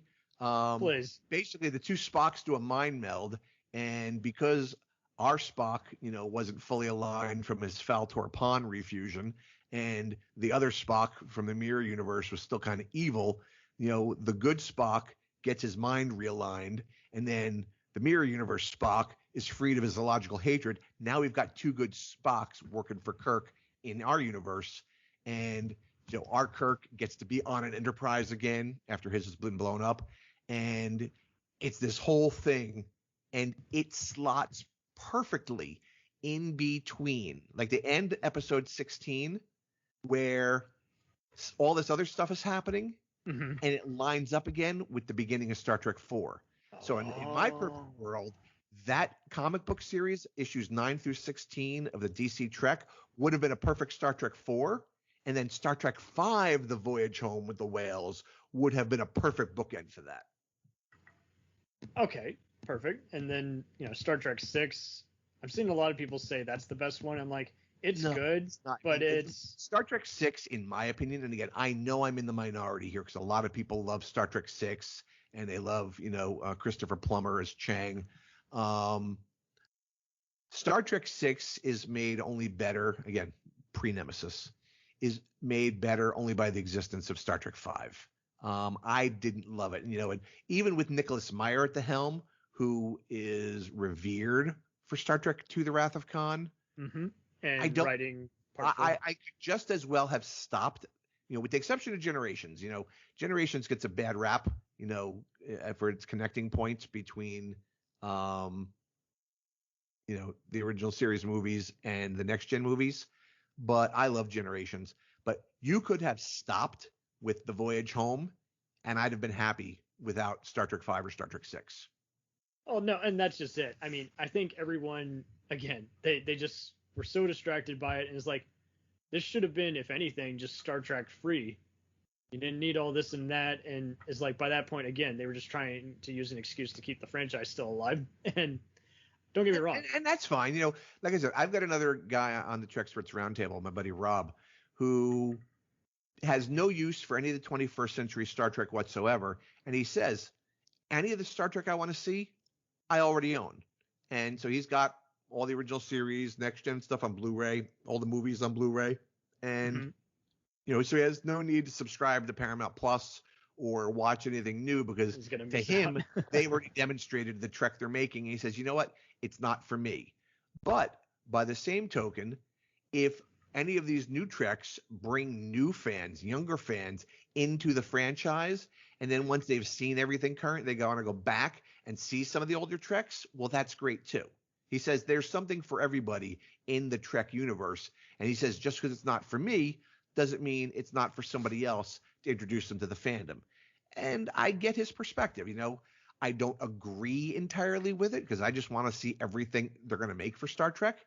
But I do respect and understand his viewpoint because that's where he thinks of Star Trek. If they at least become a next gen fan because they watch Picard, I'm cool with it. If it's because, well, yeah.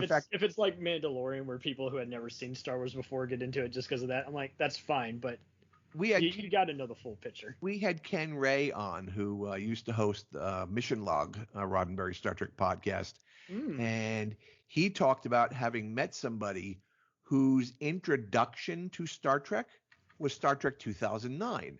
They said, oh, and this is a younger person. They said, oh, well, if you love that, here's all this other Trek.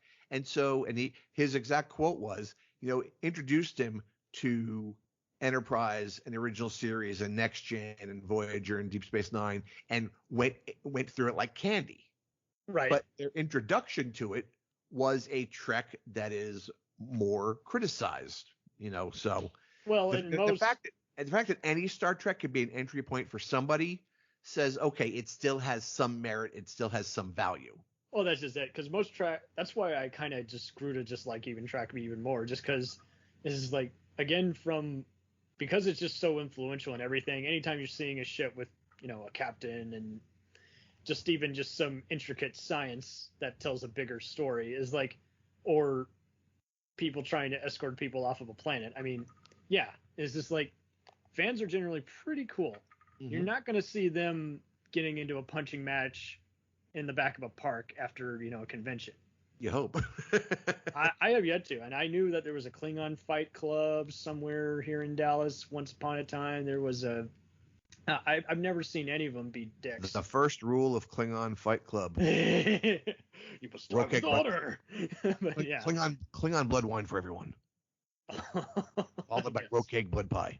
Oh man, I would love to, I guarantee you, a lot of them are almost as cool as Babylon 5 fans who are just, again, are used to being mocked and made fun of, and is like, because it's not Star Wars, and is like, they're pretty cool at just. I love the concept and the idea. In fact, I love J. Michael Straczynski, that he had two different captains on that show, and both of them had his initials, whether it was Captain Sheridan or Captain, who was the other one? Sinclair. Sinclair, yes. Yeah, both of them both of their initials were JMS. So I love that little self nod Easter egg he did.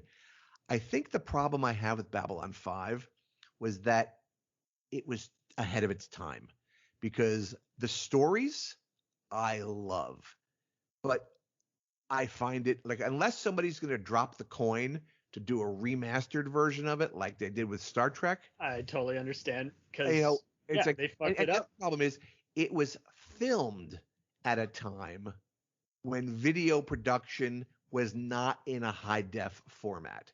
Mhm. And so it's very hard to upscale that. And they disposed of the masters. And yes, to right make now, it, the to make it best. look beautiful. I haven't seen the HBO Max version upload, but I'm told that the best version is still the Voodoo versions. This is like, because they appear to be the broadcast versions. They don't have the special edition DVD re-edits, and so it's like, Jesus. The show that shot itself in the foot, is like, you had an outspoken creator who was getting sick of dealing with the suits in the room, and then you had, it wasn't like with Roddenberry where he slowly exchanged hands.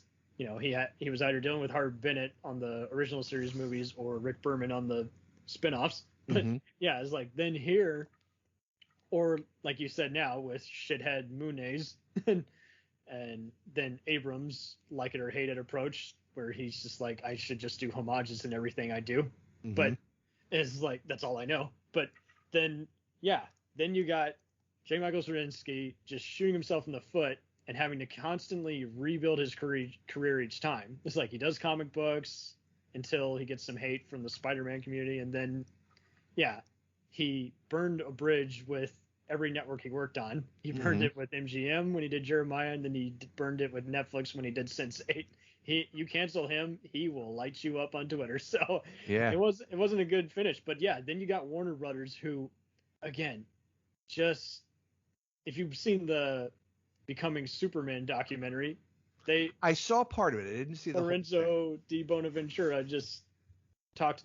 He's now working with Paramount and Lionsgate and Summit on a bunch of blockbusters. But yeah, he talked about how it was a nightmare in the Warner Brothers marketing department, and he's like, and I worked on The Matrix. It was like it, and he's right now, he was making headlines because he and Marky Mark got burned over that Paramount Plus movie that was supposed to go to theaters but ended up going straight there. So it's like, shit, now we don't get the extra money we'll make on the side from this movie called Infinite. But this is like, they were so used to just experimenting with all different kinds of filmmakers, having producers like Arnold Kopelson and Richard Donner and Joel Silver do, most of the barn feed and making anything they didn't make back, hey, we'll make it back because it airs on sister channel HBO. It's like, but again, it's like, so they never got over that system. So then when they worked with other production companies that fucked them up, like Franchise Pictures, Battlefield Earth, anyone,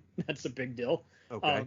A track inspired awful movie, but this is like, that has a wonderful riff tracks. But yeah, it's like, it was a perfect example of how riff tracks. There's some I haven't thought of in a few years. I've been disappointed with some of the movies they've been doing, but they're big track fans and they've done some amusing track riffs. But Yeah, I mean, that was a big example of Warner Bros. Was a big example of just they never adapted to every industry. They just kind of were smooth in just what they were going with, but not really adapting. And so it got very annoying how is like that J. Michael Straczynski has burned any chance at actually buying back Babylon 5 because he mouthed the alpha at him. So the rights are under a company that doesn't even want it, which is Warner Bros. Television. It's like it was also on one of their syndicated, channels. Mm-hmm. Is like, and they didn't like anything that fell under that bandwagon, which is why they got rid of the channel. They only, again, prospered with this because it was a hit on their sister channel TNT. So it's like, it's like that's a franchise that just shot itself in the foot. Mm-hmm. And as awesome as it is, and awesome as its fans and its cast and crew are, is like it's another one. Is like, I mean, Bruce Boxleitner said it himself. Going to conventions now is depressing. Well, I mean, for me, it wasn't even the back end of things like that. It was just the fact that the graphics looked like they were made on a Commodore Amiga computer game. Wait, they were. Yeah, in 64 stuff in some episodes and other stuff is like, okay, this is great for a computer game, but it's not going to be good on a high screen TV. I had fun going through it on Amazon Prime, but there were even times where it's like, the audio isn't even matching up with the lips. Well, I mean, just put yourself back in, what was it, 93 or so? 93. So the whole cops. The whole Trek fans talking amongst themselves when it was a concept was that these were guys that wanted to work on Star Trek, and it was Deep Space Nine versus Babylon 5. They're both on space stations. Oh, they both got a number in their name. It was all these different parallels between the two. And it was like, okay, we're not going to use, it was groundbreaking at the time. Oh, we're not going to use any model miniatures. We're going to do all computer generated stuff.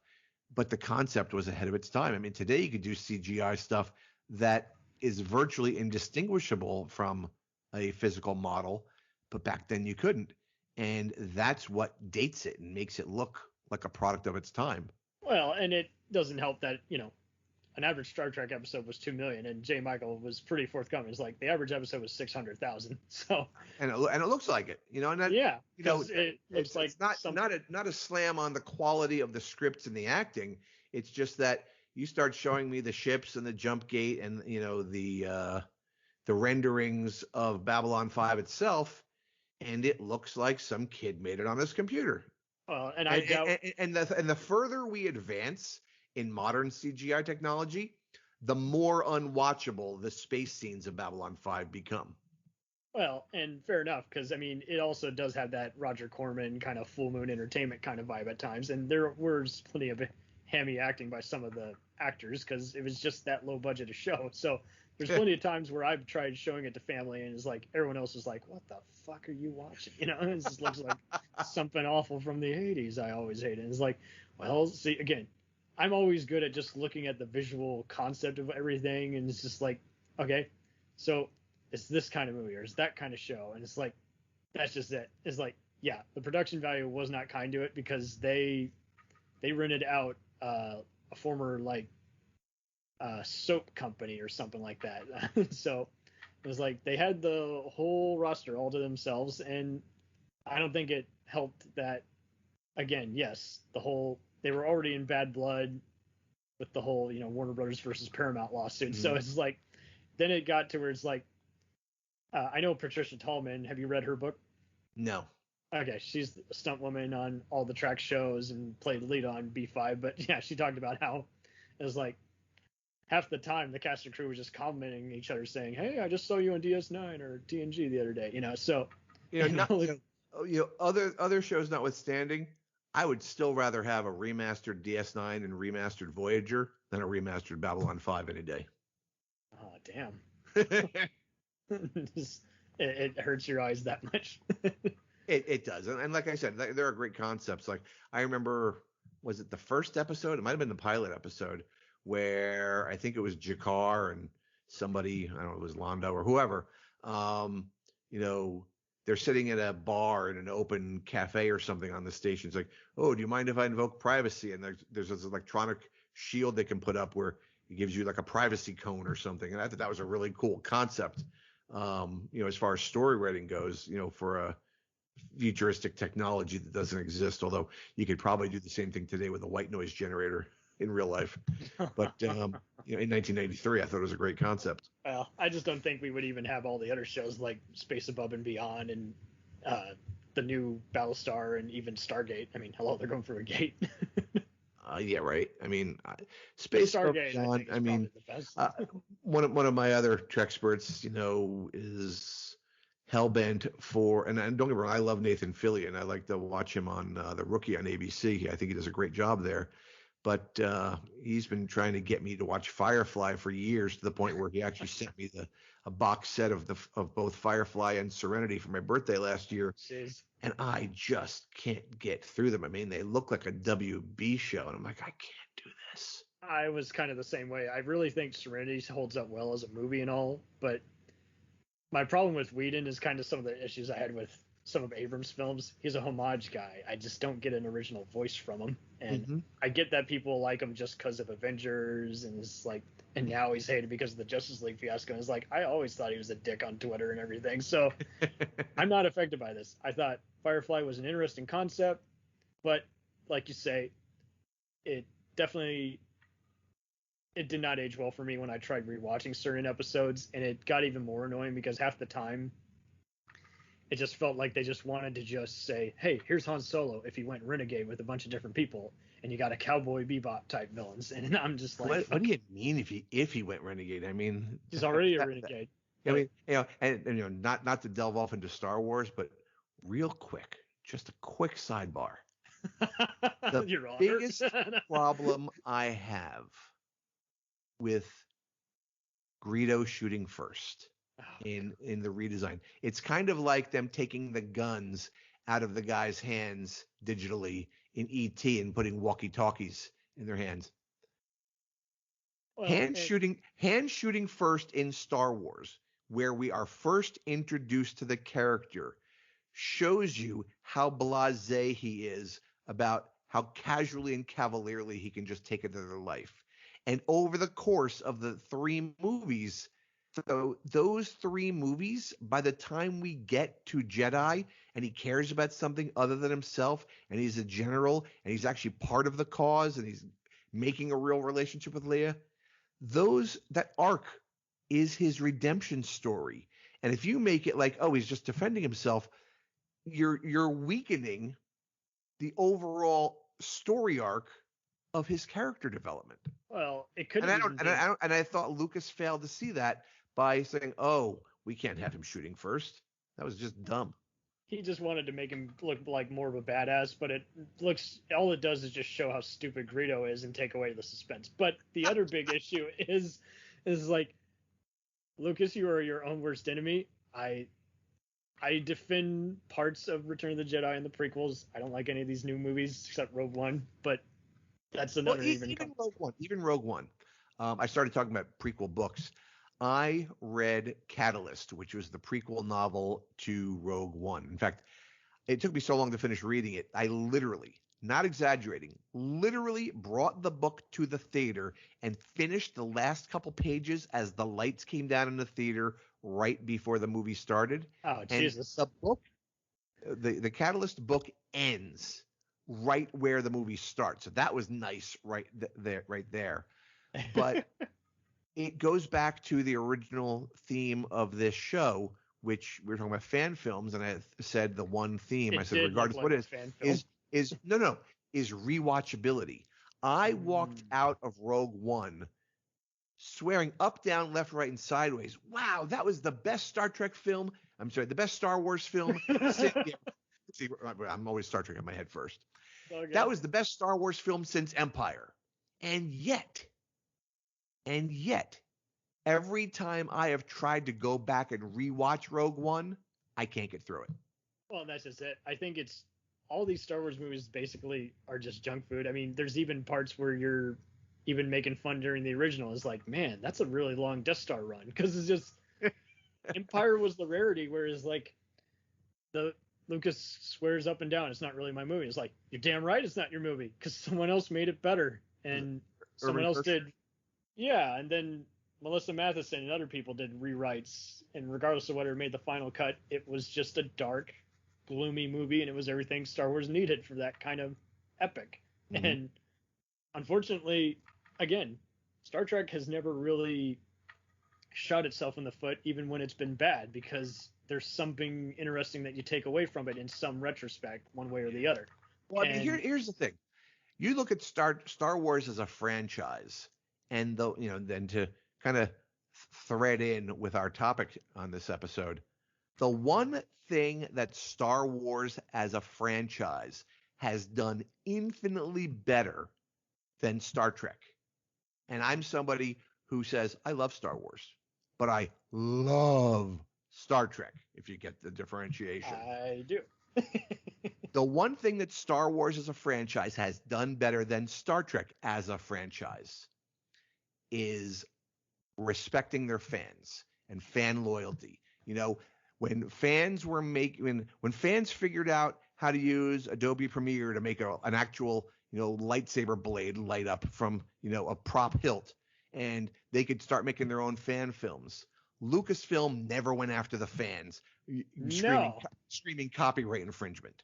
No, Lucas assembled a great fan film contest that was there until Disney took over. And did you see the 2002? Going all the way back to Troops. Absolutely. Did you see the 2002 award show they did back in the day on Sci-Fi Channel? I heard of it. I didn't actually see it. It was dynamite, and it was a hell of a contest, because it was just like, no one lost. Everybody won. Yeah. Everybody was embraced, and they always had great video games and comics, and the expanded universe was respecting itself, even though I hated New Jedi Order with a passion. Is like, hey, at least Kevin J. Anderson and Timothy Zahn were respecting the folklore. And well, the whole Heir to the Empire trilogy was great, because Mara Jade, I love the concept of this is Luke Skywalker's wife. And she's not even on screen in any of the movies. I remember when I was younger, before I was married, before I had kids, when I was even dorkier than I am now. Where your balls I got away from dorky and just to geeky now. So there's a dividing line there. But I used to have this cool desktop picture for my computer of some cosplay act who was dressed up, gorgeous redhead, with a fuchsia lightsaber as Mara Jade. One of the best looking photos I've ever seen of a Star Wars character that's never been seen on film. Right? And how about Shadows of the Empire, the best Star Wars movie never made? You know what? I didn't read the comic. I know the rivalry between Cesar and Vader, but you didn't read the book or play the game? No, in fact, that was at a time when they were kind of dredging the well, and they go, we're going to make action figures for things that didn't happen, and so we're going to make this 2-pack of Vader and Cesar, and we're going to insert a comic book into the package, and it's like, that's where it's like kind of like when you go in the cereal aisle of the store, and it's like, I look at the cereal aisle as like the adult toy store, the adult toy aisle. You go to the cereal aisle of the supermarket. It's like every once in a while I'll go through the toy aisle with my kids. I'm not going to buy anything, but the nostalgia's great. It's like, oh, they've got Cara Dune, from The Mandalorian, and they're using packaging that is a throwback to all the old Kenner action figures we played with, in the 70s and 80s. So, no, that's so true. Cause more or less, that's kind of how I was with the mall half the time. It's like, there's all these Blu-rays, but fucking hell, I'm not going to pay $40 for each one. Especially if it's a shitty movie I'm only going to watch once. Right? It's like, I love what they're doing with this. They're on the right path. Super 4K version of the motion picture, which I think is going to make it infinitely more watchable. But I already own 2 copies of the motion picture.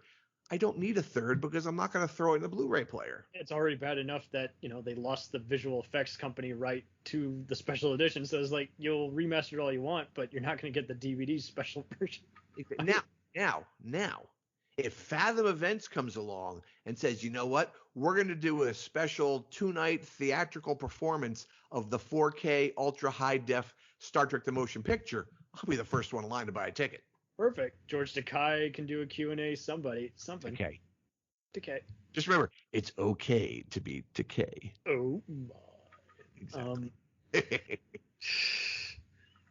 Oh, I don't speak English. I speak Starfleet. There you Anyway, go. that's not an excuse for my fuck up though. Yeah. More or less. So, getting back to the fan films, now that we kind of shown what Trek does right versus not Yeah, right. let's circle back and wrap up there. What can you kind of expect from some fan films? Because I always thought they could do a cool kind of buddy movie in space. Like I once thought to myself, I would love to write a Dash Rendar from Shadows of the Empire meets up with Cal Katorn from those Jedi Academy video games. That would be a cool buddy cop. You know, Well, just still the Death Star plan. let me answer you this way. I recall earlier in our conversation in this episode, I went down with a thought, and then like we are so prone as geeks to do, to go off on many different tangents. Nature abhors a vacuum, as does fandom. And I think the reason, and this is the thought I didn't finish earlier, I think the reason why fan films became so pervasive over the last 20 years was because we had no Trek coming from CBS or Paramount, regularly as either movies or TV shows. So now that it's back, it's now that we've got 4 different shows in production, and we've got Prodigy coming out, we've got Strange New Worlds coming out, we've got new seasons of Discovery and Picard, so oversaturated again. Yeah, we're gonna get that Section 31 show. There's so much new Trek in the pipeline that I really think that it is satisfying the itch. Even if it's not everybody's jam, I still think there is enough Trek in the pipeline in the 21st century that there's something for everyone. And that's just it. I think because of that, I think that people aren't going to feel the need to make their own Trek because there is new Trek being made. Well, that's just it. I mean, that's kind of how it was even when, the Next Generation and DS9 came along. There were so many people who instantly rejected it, went back to just watching antenna reruns or VHS copies of the original. So it's like, that's the cool thing, is like you can accept what you want of whatever timeline. I used to not bother with Enterprise and Voyager. Now I'm a huge fan of basically the first 5 Trek shows. And so it's just like, yeah. And with these, I'm sure anyone who doesn't like these, they'll just rewatch the Abrams movies if they've never liked any of it before, and we'll just scold them and give them a whip. But yeah, no, then there's the other thing where it's like, yeah, those who aren't satisfied with this stuff, they can go back to the fan films and say, this is where it ends in my mind after DS9, after Voyager. Well, I mean, Star Trek Continues said that they were done, which is why I said I was disappointed that they weren't going to make Bread and Savagery, because I think that would have been a great place to they had definitely one more year left in them, and yeah. But they didn't want to run the risk. The guidelines weren't hey, you're allowed to make a full episode. It was, you can make a 15-minute episode along with one follow-up sequel, and then that's it. Mm-hmm. I mean, here's a nice little one that has a completely different feel from Axanar, that is part of the Axanar universe. Jonathan Lane is a fan of Axanar, and he made his own film. He got Alec Peters and a bunch of the people who were playing the roles in the official Axanar films, and he made a fan film of a fan film, which is Axanar. It's called Interlude. So if you do a YouTube search for Axanar Interlude, it plays kind of like a ultra high definition TV episode pre TOS, and it's really good. This is rather recent. Really good. Jonathan Lane does fanfilmfactor.com, and I think the guy's very verbose. He's a little self-important, in my opinion. I don't think he's a bad guy, but I'm not a super fan. He's pretty ego-headed. Yeah. Yeah. I'm not a super fan, but at the same time, he heads up this fan film of a fan film called Interlude, and damn if it isn't almost as good as the original Prelude to Axanar and Axanar the Vulcan scene. So I mean, I'm gonna cap it at my 4 favorite fan films are the 2 primary Axanar so far, Axanar, Prelude to Axanar, and Axanar Vulcan scene, which is Gary Graham reprising his role as Sobal, doing a walk and talk on Vulcan about seceding from Federation. I can't get behind the man's politics, but he's a great actor. So. Oh yeah, he is. In fact, I've actually sat down and interviewed him as well. He's a real nice guy to talk to. So yeah, those 2 Axanar things, the Axanar Interlude and Starship Exeter's The Tresorian Intersection. Like I said, if you love things like the Doomsday Machine and Tholian Web, you will love the Tresorian Intersection. Mm-hmm. And, I don't think anyone's really going to get into Aurora or Starship Encarta as much, but it's but so many of the other ones, like you say, when they just started out, they just showed that is there doesn't have to be a versus match anymore. This fandom exists, and there's people again. Did you ever see that documentary where Nichelle Nichols said she was a big inspiration for people trying to get into NASA? That was interesting. Oh, absolutely. Yeah. But it's just it's with us every step of the way, whether we're checking out again the newest Microsoft, Apple, gadget, or smart cars. The original series characters and to an additional extent, some of the next gen ones have been very influential in a lot of people's career decisions. I've heard stories of people have gone to DeForest Kelley and to Gates McFadden and to tell them they've got into the medical sciences because of them. Right. They've met James Doohan and told them they became an engineer because of him. We went to Nichelle Nichols and said that because I saw you portray this role as not just a woman, but a black woman, a woman of color, you gave me inspiration, that there was hope, not just for, easing of racial tensions and, that I could accomplish anything regardless of my background, race, color, or creed.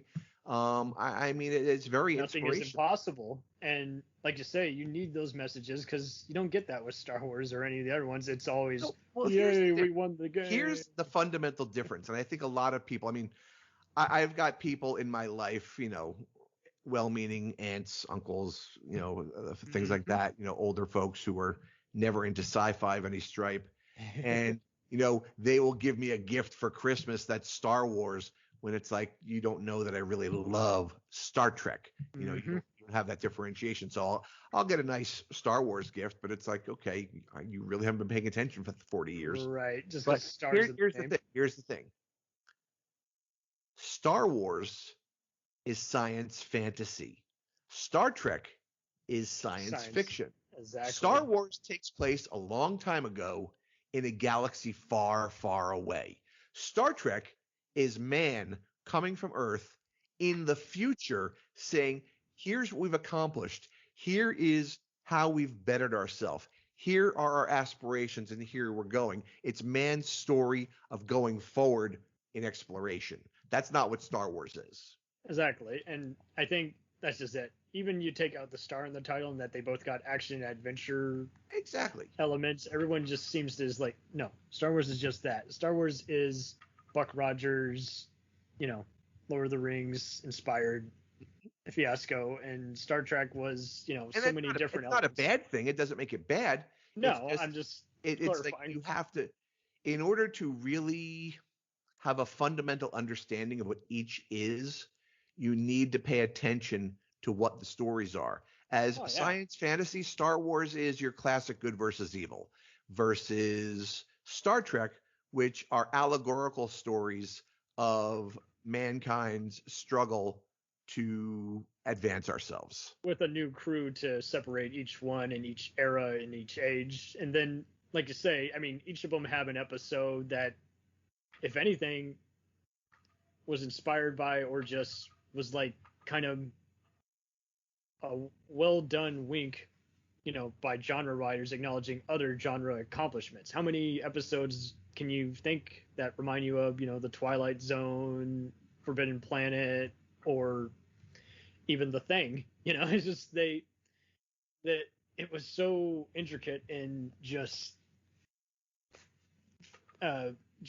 enhancing, again, the so-called, all the other sci-fi authors and black and white movies, and to just go beyond that and just become its own formula is still just a great accomplishment. And it seems like I never really got formulas so much with Star Wars as it was just it's everything you love in the old 40s Rocket Man serials next time. Sure. And Yep. I thought it obviously, I think it played better in Indiana Jones because then you had even greater guys attached to that, to just enhance it and go beyond what even Lucas could conjure up. And so it's like Roddenberry, I mean, I'm sure you've seen plenty of his TV movies and everything. Is like he didn't just write sci-fi, he lived and breathed it. He's just, Sure. It was everything he was thinking then and there during, Black Panther movements and, Vietnam, and seeing other just horrendous nature of mankind and just saying, hey, this is how I get away with what I want to talk about. And actors like it because they performed plenty of these, trial or Western type vehicles. But here it's the same thing, except now it's in a Western planet far away, and we're wearing sci-fi uniforms. Right. And it's like so many times you just like I think that's why Trek just always just speaks to me more endlessly. And I mean, plenty of the movies which get hated on, I'm with you. I think Generations is fine. Obviously there's awkward moments, but I mean, there are people who talk about Insurrection and say that Insurrection's a horrible movie. It's in my top 10 track. You know what? I don't think Insurrection's a horrible movie.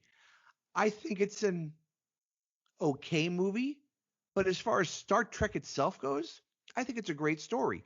But what Insurrection should have been is a 2-part episode of the original Next Gen television run. Insurrection would have been a great 2-part episode. That's it. I don't get picky about what it's in. Yes, there are some movies that work better as like a 40-minute episode. I think I'll even say this. I think Star Trek is like the only one that's really the best at handling time travel. Oh, sure. Because I know it's going to be wrapped up in 40 minutes. Look where season 2 of Picard is going. Q's going to come along, and we're doing an alternate reality, alternate universe time travel story where they're going to go back to the 21st century. And I won't get lost in it, and I won't throw popcorn at the screen like the last 500 time travel movies where I said, what the hell is going on? And it doesn't add up. It's like, because I think that's the other thing. Time travel movies and shows, they like to borrow from just be the billionth, Back to the Future Terminator knockoff. And it just I mean, everybody in Trek has done it. I mean, the original series did it with the voyage home, beyond the episodes where they went back. Every Star Trek has gone back to the year that was real world year. So Assignment Earth went back to 1968. Voyage Home went to 1986. Voyager did it with, the one with Edward Begley Jr. They go back. Yeah, the season 3, and that was also fun because I just saw it recently. I didn't realize what a Voyage Home. The only one that didn't do it year accurate was Deep Space Nine when they went back. I forget the episode title, but it was with the Bell riots where they kind of went back to sometime in the 21st century. So they were close there. But now even Picard, they're going back to our present in the 21st century. Well, they got a Wicca, so there's no excuse to get the dates wrong. And I mean, we've had plenty of Mirror Universe episodes where we've seen and we've been like, that was fun, but I don't love it, or that just annoyed me. Mirror is my favorite TOS episode, but even I think it's too many trips to the well in the Mirror Universe. I think that's just it, especially Discovery is like, I think the problem with that one, and don't get me wrong, there's plenty to like about Discovery, but like you say, is like that there are plenty of times where Trek has kind of spent half a season kind of referencing better or even bigger movies and shows, and it's like Discovery, as soon as I saw the Indian gal who had been on Battlestar Galactica and the various coups, I was like, I feel like I'm watching Battlestar Galactica for the billionth time. It's like, Right. I would rather be watching Star Trek. The problem I had with, was it season 2 when Discovery went into the mirror universe? Yes. The problem I had with that is that they made a quick allusion and a quick reference to the Defiant and how the whole thing happened. They never showed us the Defiant. I wanted more than anything to see the TOS era Defiant in that season of Discovery, and that was the one thing they didn't give us. But like I said earlier in the episode, Discovery used the mirror universe as a crutch for season 2. They used the Enterprise and Pike and Spock as a crutch in season 3, and it wasn't until they went 930 years into the future did they land where they should have started from as a TV show in the first place.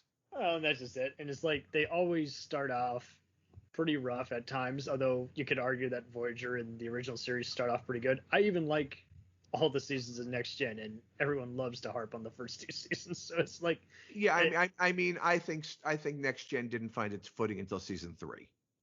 Well, and that's just it too, because it's like it was busy copying the original, and before, and that's just it. And same thing with Deep Space Nine, is like it was imitating Next Gen before Ira finally put his foot down and said, "Rick, fuck off. Let me do more than just wagon train space. We gotta, explore the galaxy." Well, I mean, the whole thing with Avery Brooks's look, where they gave him his hair and shaved his beard, is when he was on Spencer for Hire, they did not want Sisko right out of the gate, season 1, episode 1, to look like Hawk just came over to Deep Space Nine. And it wasn't until a couple seasons in where Avery Brooks convinced them to let him shave his hair and grow his goatee to give him back, his own original signature look back. But by then, we'd kind of watched the character evolve anyway. So by that point, it was fine.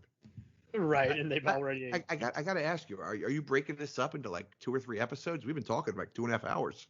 Oh, we're gonna, any parts which we fucked up, we're gonna cut down. But I mean, I could even do a Star Trek versus Star Wars parallel, just because that's hilarious. Applied your philosophy so well, but depends on what work schedule is like. But no, I mean, you've been a real good help at just even spotlighting kind of just how this is a very loyal fan base. I mean, what other show can you think where it paid off to even watch a weaker season, where you just grew to be patient and be attached by ideas? Because it's like, it seems like any other show that tries that, it's just death. It's like, Rick and Morty. No, I'm kidding.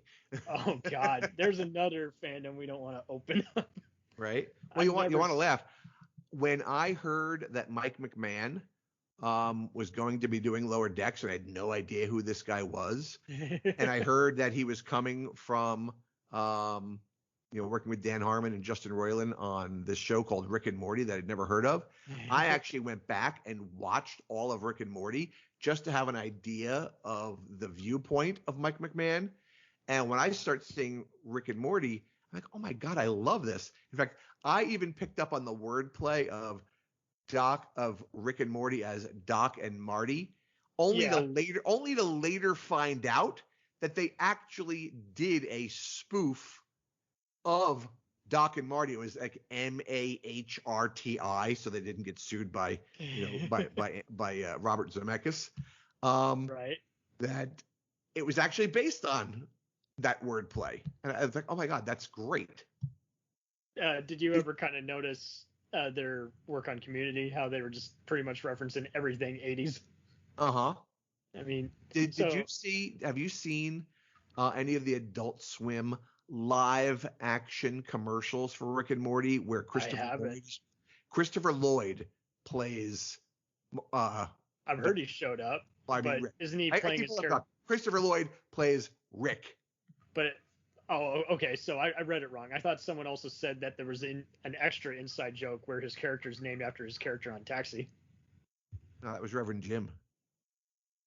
So, okay, well then there must have been someone else, because I saw someone saying, don't they know he's playing his character on Taxi too, in addition to, it being an inside joke to Back to the Future. Well, I mean, I remember a comedian back in the 80s who was talking about Christopher Lloyd, and he was talking about Star Trek 3: The Search for Spock, and he wasn't. We weren't even at. It wasn't even 85 yet because it was pre Back to the Future. So you know Christopher Lloyd as either Reverend Jim on Taxi or Commander Krug in Star Trek 3, and he says, the entire time, he's all in made up with the turtle shell head and Klingon makeup, and he's speaking Klingon with English subtitles, and it's not until he starts speaking English that all of a sudden you hear Reverend Jim. He's like, Admiral Kirk, you don't want to give me the Genesis device? Okie dokie. Right. This is like another example of track actors who they just can't get past it. You see somebody else. Well, so I'll check out those ads. I'm just confused at some of the people who are responding to it. Some people said it was a Taxi reference, and there was some people saying it's an obvious Doc Brown reference. So I'll be sure. I might have to just watch Adult Swim more in general because I'm sure there's new Robot Chicken episode. Oh, I love Robot Chicken. Did you ever see where it was Star Trek, but it was done in Mystic Pizza? So it's oh yes, Khan is making hilarious. And the guy they have doing the voice of Shatner and Kirk is just always great, and I because he really does almost sound like Jim Kirk in a way, while also just doing his colorful, playful of Shatner's, often mock style. And this is like, but I mean, then it was even a bigger tribute when they did that whole, Data misbehaving on the starship skit, as well as. Actually, talking about Robot Chicken and Star Trek, I just went back and rewatched these. I haven't seen them in 10 plus years. Do you remember the cable channel G4? Oh God, yeah. And they would play. They did these I don't even know if it's the guy who did Robot Chicken or not, who was those guys, but they did these promos for Star Trek on G4 where Spock was kind of all urban. It's like Star Trek. If you look up Star Trek and G4, you'll find like 4 videos. It was like Star Trek cribs and like Sulu and Uhura are having chips and salsa at Spock's house. Oh, I do. It's hilarious. And it says, my boy James T. Kirk, he's eating some of that leftover rotten roast beef. Spock, it's solid beef, baby. Well, okay, so I think I recall 2 of those. One of them was animated. Some of them were just kind of adding graphics over existing footage. No, it was existing Robot Chicken footage. Oh no, like video clips. Oh no, I'm talking about it was Robot Chicken style animation of I remember G4 doing the G4 ads. I definitely saw those flyers when they were playing Next Gen nonstop when they had no more programming offered. But so it was like, if I did, it was a minute. It was really just like a split second, and the rest of the time they were playing reruns of other shows like Lost and Heroes, and then getting angry that fans didn't like how mean-spirited they were being. Yeah. I think we gave your listeners like 20 different things to go to YouTube to watch. Oh, I'm sure we did. And hopefully track fanboys so here's one last question to wrap this up. Is it tracky now, or is it just track heads? What is it now? What is the proper... Are you saying track or trek? Trekkies. Okay. What do we call track fans nowadays? Well, the same as we've called them for the last 55 years, interchangeably Trekkie or Trekker. It's like in the 70s, they were originally called Trekkies, and it was partially derisive on the part of non-Trek fans, but we just kind of adopted it. And then those who got a little PC about it, acknowledging the fact that Trekkie was supposed to be derisive, insisted on being called Trekkers. I don't care if you call me a Trekkie or a Trekker. It's all the same. Just don't call me late for dinner. Yeah, that's it. That's the perfect place to stop. Thank you for being on the show. And absolutely. If you would like to promote, let us know. You can listen to episodes of the Treksperts Roundtable in Apple Podcasts or wherever fine podcasts are served. I also host a podcast about breakfast cereal called Just Pour the Milk, also available on Apple Podcasts or wherever fine podcasts are served. And additionally, you can catch me weekly on Computer Talk Radio. I'm not the host of the show, but I am an Apple certified consultant in my day job. So usually about 23 minutes in or so, I do an 8 to 10 minute segment talking about some type of technology thing. 9 times out of 10, it's Apple related. Fuck yeah. All right. Thank you so very much. And I'll let this conversation beam up. Thank you.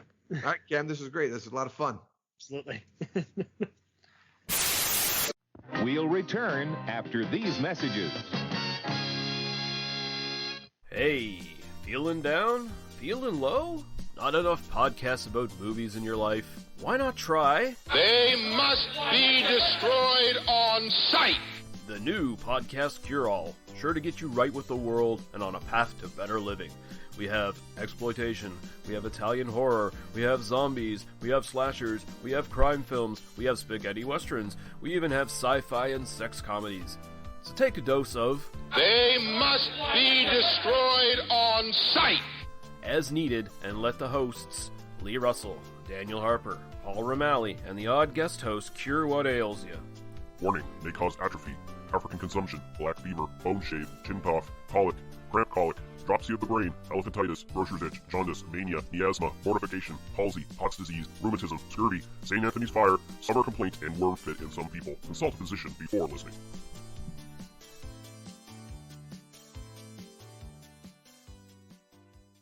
Hey, I heard you like movies. I heard you like to hustle. I heard you like podcasts. Well, guess what?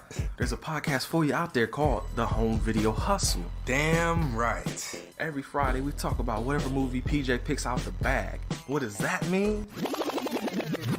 Every Wednesday on our YouTube page, I put a bunch of movies in a bag, and PJ picks one out at random. And then we just watch it. We talk about it for maybe like an hour, hour and a half, 2 hours, whatever we feel like doing, wherever the conversation leads us. But do we actually talk about the movie? Most of the time. Ah, Tangents galore. yes. So believe me, we may be a movie podcast, but it's not always about movies. We may talk about video games, Music. Yeah, that's the big one, music. Sometimes we might get a little bit of politicalness in there. Yes. Sometimes we may just, we know what we like to do. We like to tell stories, PJ. Ah, yes. I am the master storyteller Yes. of the podcast realm. Undefeated. So if you like to hear about movies, video games, whatever foolishness comes to our mind, the most random stuff you could think of, check out the Home Video Hustle. You can find us on the Stitchers, Yes. the Google Play, Yes. Apple Podcasts, What else? Podbean, What else? Podcast Addict, Goddamn. all that. Ain't no reason you can't get your hustle on. We everywhere, worldwide, baby. Hustle, motherfucking hustle. Hey, we can't cuss in the promo, PJ. Ah, We gotta be family friendly. There may be podcasts out there that don't want his hair say ah, ah, all ah. that good fun stuff. Well, you. No, don't run the listeners away, PJ. Ah, I'm sorry. But this is going kind of long. Yes. So we're going to end this and say, hey, check out the Home Video Hustle every Friday on all the various podcast outlets. Peace. Peace.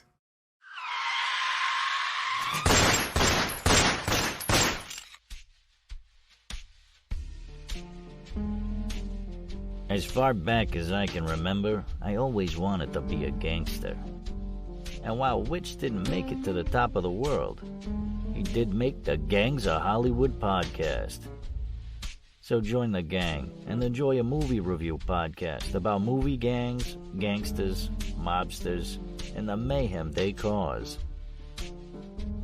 You can find GOH Podcast on Facebook, Twitter, and Instagram at GOH Pod at www.gohpod.com, as well as your favorite podcast listening app. And remember, say hello to your little friend for me.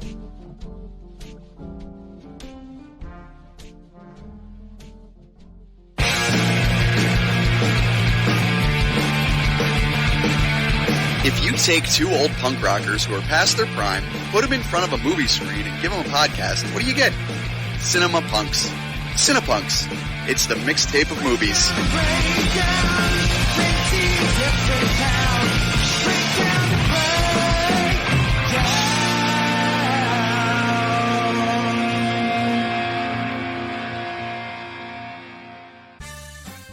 Did you ever see a film at such a young age it left you traumatized with cinematic wounds? Nick Necrophilia. It's a dead issue, man. Don't push it. Cinema Psyops is a weekly podcast documenting an ongoing experiment on the mind of an unwilling test subject. No one should have to watch this movie. Oh, no one should have to watch this? No one should have to watch this movie. Surprisingly, it's not a topic that a lot of people really want to tackle. I'm shocked, prudes. I know, really. Right? It's the next sexual frontier that no one wants to explore. I am, in the most sincerest of senses, disappointed in you.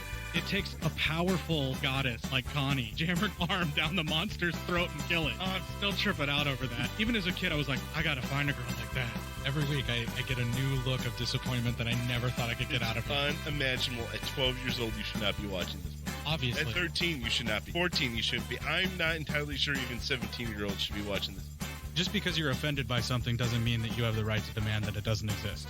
Watching this film again, I had all of this like little nerd glee with everything that kept little history all popping up absolutely. at you. So I totally loved this film. Hey, I know why you couldn't see that. It's because your brain's warped from watching this shit at 12 years old. Yeah, this is a rough movie. I told you ahead of time when we were getting ready to do it that it was. How could you watch this shit at 12? Because physical wounds heal, cinematic ones don't. Listen to Cinema Psyops.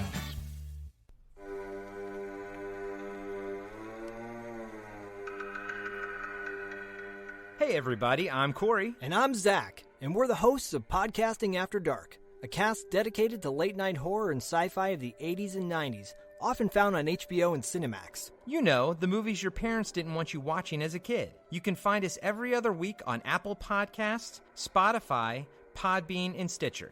This is what you want. This is what you get.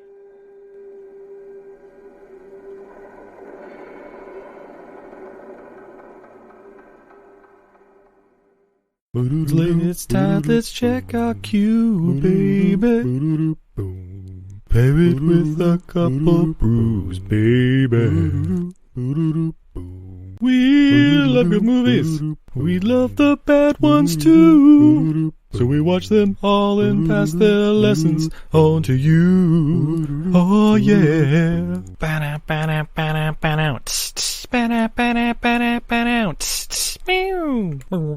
Everything I learned from movies helps to make life a little bit groovy. Whether one last plot holes or gratuitous movies, it's time to get busy with your friend Steve and Izzy at eilfm.podbean.com.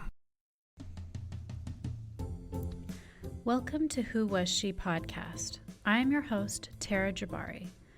After a decade working in documentaries, marketing, and all things digital media, I found that podcasting is a strong medium to share stories. After years of producing for others, I decided to start my own biographical podcast. Who Was She will focus on the life of a woman throughout Baha'i history. The first season is about Lydia Zamenhof. Lydia's story explores the subjects of the power of language and faith. Her father invented the universal language Esperanto, and she came from a Jewish family and became a Baha'i. She grew up during World War I and was killed during World War II in a concentration camp, despite heroic efforts to save her life. How can one person's life intersect with so many others, connect across borders, and inspire a biography which inspired this podcast? Over the next few weeks, I will share her story with you and the lives that were most affected by her and those who affected her life as well. They include her father, Ludwig Zamenhof, her spiritual mother, American journalist Martha Root, and the Baha'i German soldier Fritz Mako, who worked for the resistance undercover while having to serve the Nazi Party. I want to thank the author Wendy Heller and George Ronald Publishing for their blessing to let me use Heller's biography, Lydia, The Life of Lydia Zamenhof, Daughter of Esperanto, as a main and instrumental resource for this podcast. So please subscribe and learn about this amazing woman who traveled through 3 continents in an effort to bring unity through the power of language. You can also find more information on our Instagram, Facebook, and Pinterest at Who Was She Podcast. Music was composed and performed by Sam Red. I am your host, Tara Jabari. Join us next time as we begin our journey about Lydia Zamenhof.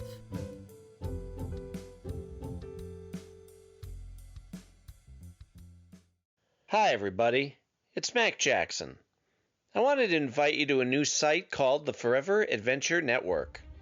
This website has everything. Pictures, videos, blogs. There's original music by Harmony Constant. 2 podcasts. One is the MacGyver podcast, where we celebrate Richard Dean Anderson, his iconic roles, and how it's influenced our lives. There's episode discussions, interviews, and life conversations. The second podcast is the Never Gets Old podcast, where we celebrate all the best things that we love in life, from TV, movies, music, and comics.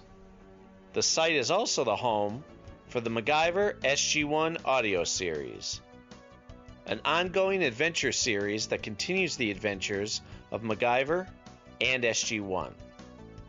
There are also multiple stores to choose from for all of your pop culture and adventure needs. Come on by and check us out today. And thanks for joining the adventure. Are you sick of the same old stale podcasts? Well, then join Vanessa and Darren as they dissect movies of all kinds. The 2 lifelong cinema lovers bring their favorites, curiosities, and first-time watches to the operating table and inject them with a healthy dose of snark.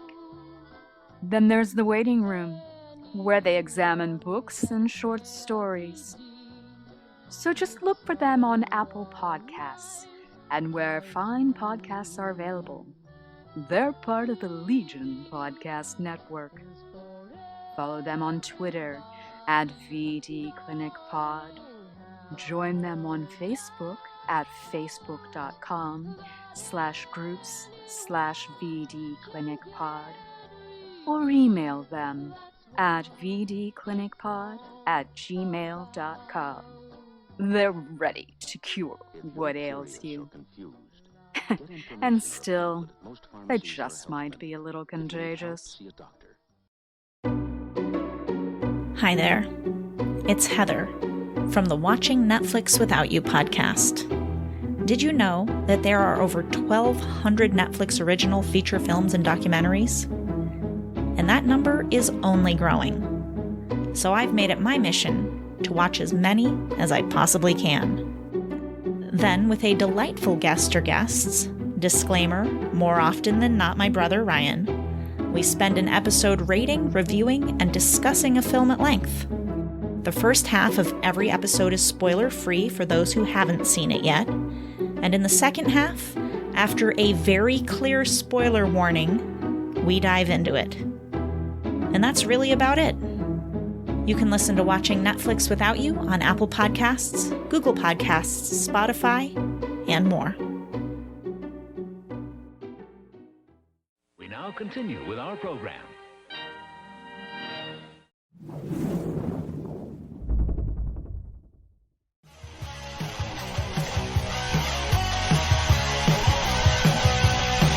Follow us on the web on Facebook, Twitter, and Instagram. The podcast is available on Podbean, Spotify, iHeartRadio, Anchor, Apple, and anywhere else podcasts are available. Feel free to review our show and leave comments on any of those sites. Thanks a million for listening. It's a jacked up